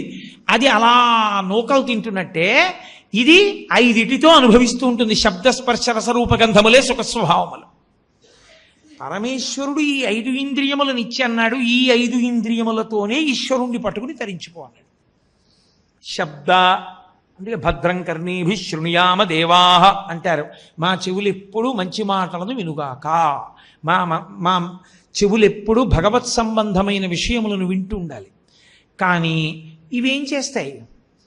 తాత్కాలికముగా ఉద్రేకమును కల్పించగలిగినటువంటి మాటలు వినడానికే ఎక్కువ ఇష్టపడతాయి. నేను మీతో ఇందాక మనవి చేశాను కదా, మాట అంత శక్తివంతమైన సాధనము లోకంలో ఇంకోటి లేదు. మీరు ఆ మాట చేత అవతల వారు కష్టాన్ని మరిచిపోయేటట్టు చెయ్యొచ్చు. మీరు ఆ మాట చేత అవతలవాడు పొడుచుకు చచ్చిపోయేటట్టు చెయ్యొచ్చు. ఆ మాట చేత చచ్చిపోయే వరకు గుర్తొస్తే బాధపడేటట్టు చెయ్యొచ్చు. ఆ మాట చేత మీరు దేవతల్ని ప్రసన్నుల్ని చేసుకుని కోరికలు తీర్చుకోవచ్చు. ఆ మాట చేత కారాగారానికి వెళ్ళిపోవచ్చు. ఆ మాట చేత మనమే చచ్చిపోవచ్చు. జిహ్వాగ్రే వర్తతే లక్ష్మి, జిహ్వాగ్రే మిత్రబాంధవా, జిహ్వాగ్రే బంధనం ప్రాప్తి, జిహ్వాగ్రే మరణం ధ్రువం. సుందరకాండలో స్వామి హనుమ కేవలము తన మాటల చేత సీతమ్మని ఓదార్చారు. ఓదార్చి రాముడికి చెప్పారు, తయో తతోమయావగ్భిదధీన భాషిత శివాభిరిష్టాభిరభిప్రసాదిత జగామ శాంతిం మమ మైథిలాత్మజ తవాపి శోకేన తథాభిపీడిత. నా మాటల చేత సీతమ్మ దుఃఖాన్ని పోగొట్టి ఆవిడ సంతోషంగా ఉండేటట్టు చెయ్యగలిగానన్నారు. వాక్కు యొక్క వైభవమే సుందరకాండ. అయినప్పుడు మాటల చేత అవతల వాళ్ళని సంతోషపెట్టచ్చు. పనికి మాలిన మాటలు మాట్లాడడం, పనికి మాలిన మాటలు వింటూ ఉండడం, సంతోషపడిపోతూ ఉండడం. సమాజంలో మీకు కనపడరు, నేను ఎందుకు చెప్పాలి పేర్లు? ఎన్ని విననివ్వండి, ఎందుకు వస్తాడో తెలియదు. 3 గంటలు చెప్పనివ్వండి, వింటాడు. ఇలా తలుపులోంచి బయటికి వెళ్ళగానే లౌకిక విషయాన్ని ప్రస్తావన చేస్తాడు తప్ప అబ్బా ఏమి మూకశంకర్లండే అనలేడు. కారణం ఏమిటో తెలుసా? అది అంటుకోదు. ఆ మనసుకి ఇంక అసలు అంటుకునే లక్షణం లేదు. అదే రామకృష్ణ పరమహంస అంటారు, ఒక మేకు కొట్టాలనుకోండి, అసలు ఆ మేకు లోపలికి వెళ్ళడానికి వీలైన గుల్లతనం గోడకుంటే కదా మేకు దిగడం. అలా కాకుండా అది ఒక ఇనుప స్తంభం అనుకోండి, మీరు వెళ్ళి దాని మీద మేకు కొట్టే ప్రయత్నం చేస్తే మేకు వంకర తిరిగిపోతుంది తప్ప లోపలికి వెళ్ళదు. మీరు తీసుకొచ్చి నేను ఎందరినో చూశాను ఈ ఆధ్యాత్మిక రంగంలో ఉన్నందుకు. మీరు తీసుకొచ్చి 3 గంటలు కూర్చోబెట్టి చెప్పండి, వాడు బయటికి వెళ్ళి అబ్బా ఏమి మూకశంకర్లండి, ఏమి శ్లోకాలండి అని అనడు వాడు. సరికదా, మీరు అంతసేపు చెప్పకుండా ఉంటే బాగుండేదేమో, వార్తలు అయిపోతాయి కదా, రూమ్లో న్యూస్ చూద్దాం అంటాడు. నేను ఎందరినో చూశాను, తెల్లబోయాను. నేను ఒక చోట ఎంత తెల్లబోయానంటే, ప్రసాదం ఇస్తున్న కౌంటర్లో ఉన్నటువంటి వాడు ఒకడు ఇలా ఉచిత ప్రసాదం ఇస్తూ ఇలా ఎడంచి పెట్టి డబ్బులు తీసుకుంటున్నాడు. ఏ దేవస్థానం వదిలేయండి, ఎక్కడో చోట ఒకడో. వీడు పెద్ద ఆఫీసర్, నాతో వచ్చినవాడు. వాడు అన్నాడు నాతో చటుక్కుని, ఈ ఉద్యోగం దొరికితే బాగుండండి, ఏ రెస్పాన్సిబిలిటీ ఉండదు, హాయిగా ఇలా ఇచ్చి ఇలా బుచ్చుకుపోవచ్చు ఇంటికి అన్నాడు. నేను నిజంగా తెల్లబోయాను, ఏట్రా వీడి ఇక్కడికి వచ్చి ప్రసాదం తీసుకుంటూ, అరే వాడంటే పాపం ఏదో ఎవరైనా ఇస్తే తీసుకుంటున్నాడు, అయిపోయింది. ఉన్న ఉద్యోగం వదిలిపెట్టేసి ఇందులో ఏదో తేరగా ఏ పని లేకుండా ఏ బాధ్యత లేకుండా ఇలా ఎడం చేత్తో పుచ్చుకుంటూ కుడి చేత్తో ప్రసాదం పెట్టడం ఎంత తేలిక, ఈ ఉద్యోగం వస్తే బాగుందన్నాడు. వీడిని ఈ దేవాలయంలో పడుకోబెట్టి 30 రోజులు ఈడిచేస్తే మాత్రం వీడి మనసు బాగుపడుతుందిరా అనుకున్నాను. ఒక్కొక్కడంతే చాలా చిత్రాతి చిత్రమైనటువంటి ప్రతిపాదనలు తీసుకొస్తారు. మీరు ఎంత చెప్పండి వాడి తలకి ఏమి ఎక్కుతుంది అంటే ఏమీ ఎక్కదు. ఉత్తినే అలా ఉంటాడంతే, ఎందుకో తిరుగుతూ ఉంటాడు, ఎందుకో వింటుంటాడు, అన్నీ వింటాడు. ఏమి అర్థమైందిరా నీకు అడిగితే ఏమీ అర్థం కాదు. వాడు ఎందుకు వస్తాడో తెలియదు అసలు సభకి, అంత విచిత్రంగా ఉంటారు. ఇది మనసుకి పట్టుకోగలిగిన లక్షణం లేదు అసలు, దానికి వికర్షణ, అసలు దానికి భగవత్ సంబంధాన్ని తీసుకోదని. అంటే కొన్ని కోట్ల కోట్ల జన్మలుగా వాడి మనస్సు ఎంత విషయ సంబంధంతో ఘనీభవించిపోయిందో అది దాన్ని ఒక్కదాన్ని లాక్కుంటుంది. ఇప్పుడు ఓ కర్ర ఉందనుకోండి, నేను ఎన్నాళ్ళు ఎలక్ట్రిసిటీ వైర్ దాని మీద పెట్టినా అది పుచ్చుకోదు. అది ఓ రాగి తీగ అనుకోండి, ఇలా తగిలితే చాలు పుచ్చేసుకుంటుంది.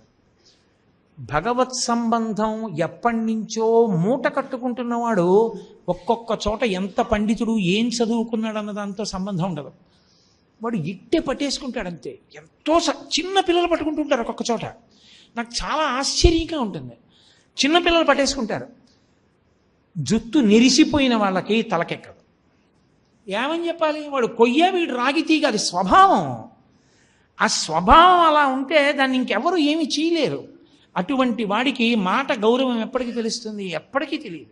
వాడు అసలు తన జీవితంలో తన వాక్కుని పరమేశ్వరానుగ్రహము కొరకు రోజుకి కనీసం కొన్నిసార్లైనా నేను వాడుకున్నాననేటటువంటి ధైర్యంతో వాడు బతకలేడు. వాడికి ఎప్పుడూ విషయమే, మాట మాట్లాడితే విషయ సంబంధమే. మీరు చూడటల్లా పెద్ద పెద్ద దేవాలయాల్లో దర్శనానికి వెళ్తూ పేపర్ కొనుక్కుని ఇలా చదువుకుంటూ నడుస్తారు. పక్కవాడితో రాజకీయాలే మాట్లాడతారు, ఉత్తినే దేవుడి దగ్గరికి వచ్చి ఇలా అంటారు అంతే. వాడి లోపలంతా అవే ఉంటాయి. ఎందుకది? ఒక్కరోజు నువ్వు పేపర్ కొనుక్కుని నడవకపోతే ఏమవుతుంది దేవాలయంలోకి వెళ్ళేటప్పుడు? వాడు చాలా గొప్ప అనుకుంటాడు, పేపర్ చూడకపోతే ఉండలేనండి అంటాడు. ఎందుకది? నువ్వు అవమానపడాలి ఆ మాట అనడానికి. కాబట్టి మూకశంకరులు ఇంత గంభీరమైన విషయాన్ని ప్రతిపాదన చేస్తున్నారు. ఈ చిలక పిల్లకి అలవాటు ఏమిటో తెలుసా అమ్మా? ఎప్పుడూ భోగమే. కాబట్టి అది విషయలహరి శాలికణికాం, ఈ కంటితో చూస్తే నదర చూపు చూస్తుంది. దానికి ఏది నచ్చింది దాన్ని నాదిగా చేసుకున్నట్లు భావన చేస్తుంది. దానికి ఆ లక్షణం ఉంటుంది. మనసు చేత దేన్నైనా అది అనుభవిస్తుంది. నీది కాని దాన్ని, నువ్వు అనుభవించకూడని దాన్ని నీదిగా అనుభవించగలదు మనసు. దానికి ఆ లక్షణం ఉంటుంది. ఇప్పుడు ఎవరింట్లోనో నేను ఒక మంచి వజ్రాల హారం చూశాను అనుకోండి, వెంటనే నేను ఆ వజ్రాల హారం వేసుకుంటే అని భావన చేశాను అనుకోండి, అబ్బా నాకుంటేనా, నేను వేసుకుంటే ఎలా ఉంటుంది అన్నాను అనుకోండి, నేను మనసుతో దాన్ని నాదిగా చేసి అనుభవించేసానా లేదా? అనుభవించేస్తాను. అంటే మానసిక చౌర్యం అయిపోయింది. అందుకే మనసు వ్యభిచారం కూడా చేసేస్తుంది. మానసిక వ్యభిచారం చేశాడంటారు. అందుకే అది దొరకదు కూడా, ఎవ్వరికి తెలియదు. దాన్ని దంభము అంటారు. పైకి పెద్ద మనిషిలా ఉంటాడు, లోపల మనసుతో చేయకూడని దోషములన్నీ చేస్తూ ఉంటాడు. దానికి సంస్కారం పట్టలేదు. అది ప్రమాదకరమైన లక్షణం. దానికి అంతుండదు. ఇంకా ఇంద్రియాలతో జుర్రుకోగలిగినంత జుర్రుకుంటూనే ఉంటాడు. మార్చి మార్చి మార్చి మార్చి అనుభవిస్తాడు. కళ్ళతో చూస్తాడు చూస్తాడు చూస్తాడు చూస్తాడు, విసిగితిపోతాడు. చెవులతో వినకూడనివన్నీ వింటుంటాడు. నాలుకతో ఒక శౌచం అక్కర్లేదు, ఇలా తినడమా ఇలా తినకపోవడమా ఏం అక్కర్లేదు. ఒక ఆవో ఒక దూడో ఒక గేదో వాల్ పోస్టర్ని నిలబడి ఎలా నవిలేస్తుందో రోడ్డు పక్క ఎలా తింటుందో అలా ఏ బండి పక్కనో నిలబడి ఎడం చేత్తో పట్టుకుని కుడి చేత్తో బూట్లు వేసుకుని తినేస్తాడు. వాడికి ఏమి మర్యాద ఏమైనా, అరే తినేటప్పుడు అదేమిట్రా అలా తినడం ఏమిట్రా, అది పశువు తింటుందిరా, అలా నేను తినకూడదు కదా, నేను ఒక చోట కూర్చుని తినాలి కదా, మర్యాదగా ఓ కాళ్ళు కడుక్కోవాలి, ఓ చేతులు కడుక్కోవాలి, దిక్కుమాలిన మనుష్య జన్మకు నియమం ఉంది కదా, నాకు ఆ గేదికి ఏమిటి తేడా అని వాడేం ఆలోచించాడు. అదేమిటంటే తినద్దా మరి అంటాడు, అంతే తినేస్తాడు. కాబట్టి వాడికి కావలసింది నాలుక మీద పడిపోవాలంతే, తినేయాలి, అయిపోవాలి అంతే. కాబట్టి నాలుక, చెవి, కన్ను, ముక్కు, స్పర్శేంద్రియము, చర్మము మార్చి మార్చి మార్చి మార్చి వాడుతూ ఉంటాడు. శబ్ద, స్పర్శ, రస, రూప, గంధ ఇవి ఇలా వాడుకుంటూ వెళ్ళిపోతూ ఉంటే వాడికి తృప్తి ఏమైనా ఉంటుందా? ఏది బడలిపోయిందో దాన్ని వదిలి రెండో దాన్ని తీసుకుంటాడు. నేను ఒక ఇంట్లో ఒక ఆయన్ని చూశా, తెల్లబోయాను. ఆయన అలా టీవీ చూస్తాడు. 65 ఏళ్ళు, విష్ణు సహస్రనామ స్తోత్రం ప్రార్థనా శ్లోకం రాదు, చదవడు, టీవీ చూస్తాడు. అయిపోయింది అనుకోండి, ఆయనకి విసుగొచ్చింది అనుకోండి, దాన్ని వదిలేసి వంటింట్లోకి వెళ్ళి జాడీలో ఆవకాయ పెచ్చులు తీసి గరిటితోటి నీళ్లలో పడేసుకుని కడిగేసి పెచ్చులు తినేశాడు. నేనన్నా ఆవకాయ కడిగేసి పెచ్చులు తింటున్నారు ఎందుకండి అన్నాను. నా కర్మ కొద్దీ నాకే దొరుకుతారో ఏమిటో అలాంటి వాళ్ళు. అంటే ఆయన అన్నాడు, కారం కదండి మంట పెడుతుంది కడుపులో, అందుకని పెచ్చులు తినేస్తూ ఉంటానన్నాడు. ఆ ఇంట్లో మన వాళ్ళకి ఏముంటుంది, ఆవకాయ. వీడేమో ఆవకాయ కడిగేస్తాడు పిండి, పెచ్చు వీడి తినేస్తాడు. 10 రోజులప్పటికి జాడీ ఖాళీ, వీడి తినేశాడు పెచ్చులన్నీ. పోనా పిండి అన్నా ఉంచుతాడా అంటే అది కడిగేస్తాడు. ఏమిట్రా అంటే ఆవకాయ తినద్దంటారంటే డాక్టర్లు నన్ను ఎక్కువ కడుపు మండుతుంది, నాకు అల్సర్ ఉంది, అందుకని పెచ్చులు తినేస్తుంటానన్నాడు. పెచ్చులు తినేస్తాడు, మళ్ళీ వెళ్తాడు, ఎవరినో పట్టుకుంటాడు, ఆ పక్కటి వాళ్ళని ఈ పక్కన వాళ్ళతో ఒక గంట మాట్లాడతాడు. మాట్లాడి లోపలికి వచ్చి ఎవరితో నమ్మకంగా మాట్లాడో పనికి మళ్ళీవాడండి, వాడితో ఏంటంటాడు.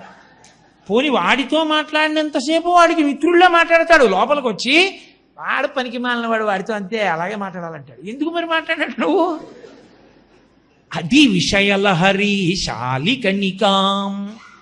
దీనికి అలవాటు అయిపోయిందమ్మా, ఇది అలా చేస్తూ ఉంటుంది. ఎప్పుడు మార్చి మార్చి మార్చి మార్చి నా అంత వాణ్ణి నేను అనుకుని తాగుతుంటుంది ఆ విషయ సుఖాలు, తింటూ ఉంటుంది. దానికి బడలిక లేదు.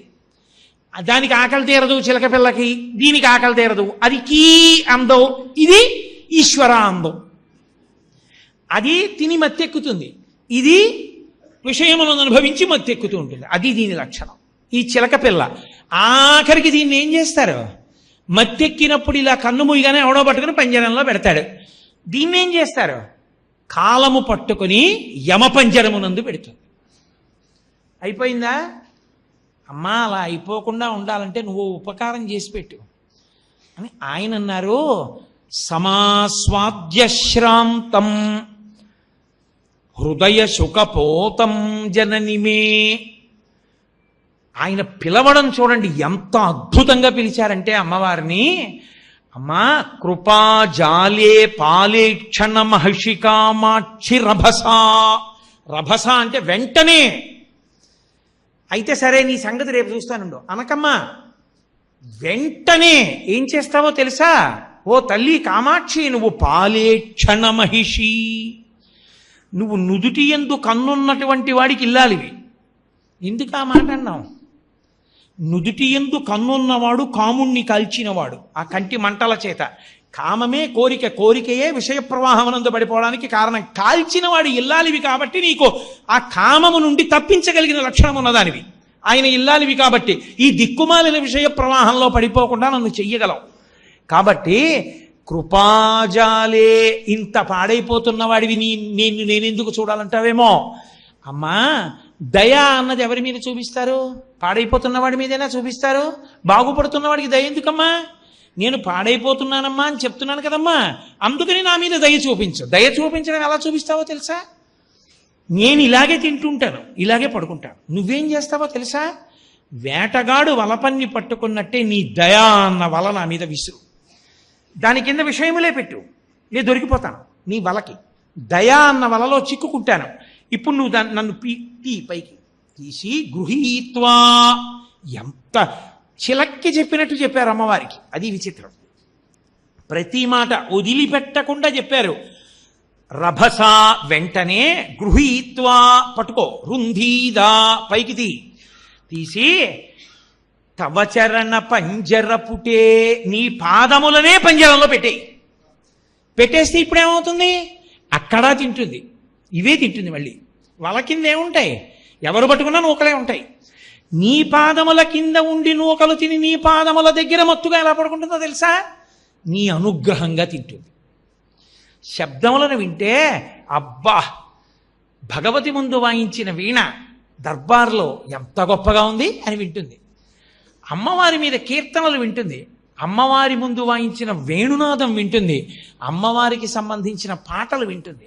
ముత్తుస్వామి దీక్షితర్ వారి కీర్తనలు వింటుంది, శ్యామశాస్త్రి వారి కృతులు వింటుంది, త్యాగరాజస్వామి వారి కీర్తనలు వింటుంది, పొంగిపోతూ ఉంటుంది.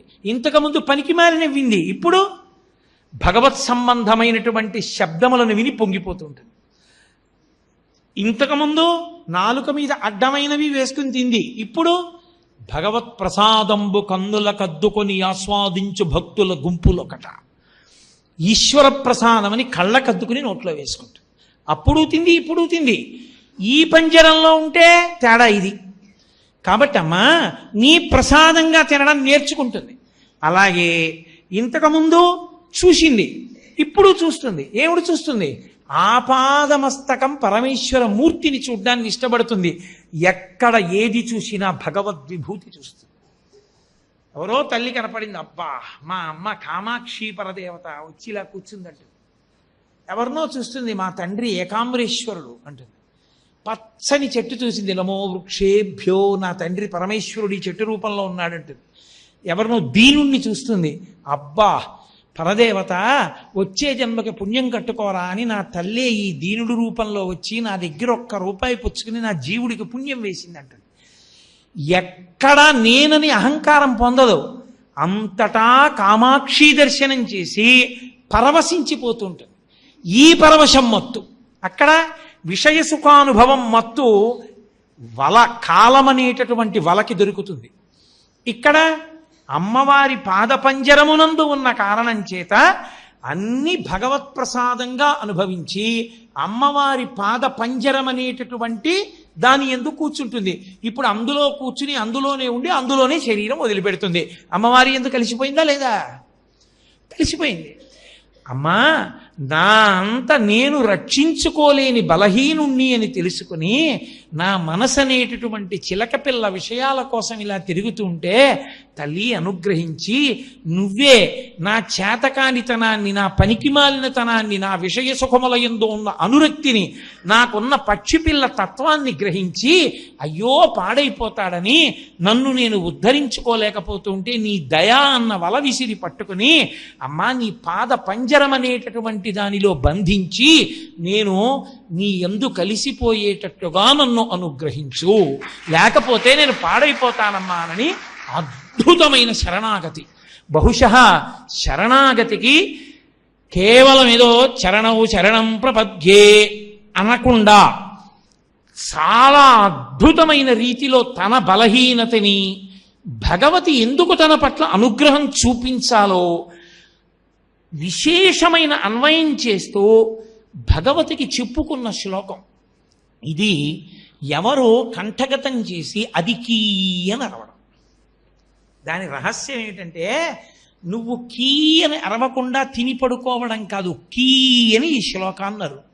అంటే అమ్మవారి దగ్గరికి వెళ్ళి ఎవడు ఈ శ్లోకాన్ని అరిచాడో, ఎవడన్నాడో అది విని ప్రతిస్పందించడం ఆవిడ లక్షణం. ఆవిడ దగ్గర బోలెడంత దయ ఉంది, ఆవిడ దగ్గర బోల్డంత శక్తి ఉంది. ఎవరి కోసం? ఆనమ్రేషు జనేషు పూర్ణ కరుణా వైదగ్ధ్యముత్తాలయ అంటారు మూకశంకరులు ఒక చోట. ఎవరు అమ్మా మేము చేతకాని వాళ్ళమ్మా మమ్మల్ని రక్షించమ్మా అని ఇలా నించున్నారో వాళ్ళని రక్షించడం కోసమని అంత దయా అంత శక్తి మూట కట్టు కూర్చుంది ఆవిడ. మీరు చూడండి, ప్రభుత్వం దగ్గర అప్పుడప్పుడు అర్హులైన వారు లేదని చాలా నిధులు మురిగిపోయాయి అంటారు. అమ్మవారి దగ్గర ఉన్నటువంటి అపారమైన నిధులు లెక్కలేనంత ఉంది. దయ, ఉద్ధరించగలిగిన శక్తి. దానికి నేను అర్హుడనని నువ్వు కావలసింది దరఖాస్తు పెట్టాలి.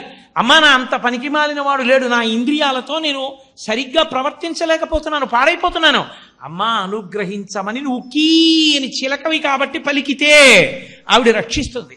నువ్వు చిలకవై కీ అనకుండా పిల్లవై తిని పడుకుంటానంటే కాలుడన్న వాళ్ళకి దొరికిపోతావు.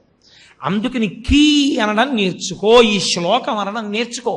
ఈ శ్లోకం ఏ అమ్మవారి దేవాలయం దగ్గరికి వెళ్ళినా ఒక్కసారి చదువుకుంటే ఎప్పుడో అప్పుడు అమ్మవారు కృపాజాలే పాలేక్షణ మహిషి కామాక్షి రభస, అమ్మ ఆలస్యం చేయకుండా వెయ్యమ్మ వల అంటే తన దయా అన్న వల వేసి పట్టుకుని తన పాద పంజరమునందు పెట్టుకుని రక్షిస్తుంది. అమ్మవారు అలా రక్షించగలదని ఒక కవి అమ్మవారి గురించి చెప్పడం కాదు, మాట్లాడలేని కవిలోకి అమ్మవారు నేనే చెప్తే వీళ్ళు తట్టుకోలేరని అమ్మవారు కవిలోకి వెళ్ళి అమ్మవారే తన అనుగ్రహ శక్తిని కవి ద్వారా వ్యక్తం చేసింది. కాబట్టి ఆ పాదారవింద శతకమనందు చెప్పబడినటువంటి శ్లోకమునందు పూనికతో ఎవరు ఈ శ్లోకాన్ని కంఠగతం చేసి చెప్పుకుంటారో వాళ్ళకి భగవతి యొక్క పరిపూర్ణమైన అనుగ్రహం కలుగుతుంది. అందున శారద అంటే శారద, శారద అయిన శారద ఎప్పుడు చిలుకని పక్కన పెట్టుకుంటుంది. ఇటువంటి క్షేత్రంలో ఈ శ్లోకాన్ని తప్పకుండా చెప్పుకోవాలి. ప్రతిరోజు అమ్మవారి దర్శనానికి వచ్చినప్పుడు ఒక్కసారి ఈ శ్లోకం చదువుకోవాలి. చదువుకోగా అన్న మాట నేను అన్ను. ఎందుకని? ఆవిడ జగదంబ. రభస వెంటనే మార్పు పట్టుకుంటుంది. ఆవిడ పట్టుకుని తన పాదముల యందు పెట్టుకుంటుంది. ఒక మనిషి తరించడానికి ఇంతకన్నా తేలిక మార్గం ఏముంది? కీ అని ఇన్నాళ్ళు అనలేకపోయావు, ఇప్పుడు నేర్చుకో కీ అంటావు. ఈ శ్లోకం చెప్పడం నేర్చుకో. అది కాబట్టి అంత గొప్ప శ్లోకం పాదారవింద శతకంలో. ఏదో మొత్తానికి కష్టపడి 2 శ్లోకాలు పూర్తి చేశాను ఇవాళ. రేపటి రోజున మీరు ఆర్యాశతకం, కటాక్ష శతకం, పాదారవింద శతకం అన్నీ చెప్పేశానని కాదు, ఏవో కొన్ని చూశారు కాబట్టి రేపు వీలైతే మిగిలిన శతకములు నా ప్రమేయం ఉండదు. పరదేవత ఏవి పలికిస్తే అది. నేను ఈ మైక్ లాంటి వాడిని ఆవిడ చేతిలో. రేపు సాయంకాలం 6:30 మళ్ళీ కలుసుకుందాం. మంగళాశాసన పరై పదాచార్య పురోగమై సర్వైశ్చ పూర్వైరాచార్యై సత్కృతాయాస్తు మంగళం. మంగళం కోసలేంద్రాయ మహనీయ గుణాత్మనే చక్రవర్తి తనూజాయ సర్వభౌమాయ మంగళం. ఉమాకాంతాయ కాంతాయ కామితార్థప్రదాయిని శ్రీగిరీశాయ దేవాయ మలినాథాయ మంగళం. కరచరణకృతం వా కర్మవాక్కాయజం వా శ్రవణనైనజం వా మానసం వాపరాధం విహితం వా సర్వమేత్తక్షమస్వ శివ శివ కరుణాబ్ధే శ్రీ మహాదేవ శంభో. సర్వం శ్రీ ఉమామహేశ్వర పరబ్రహ్మార్పణం.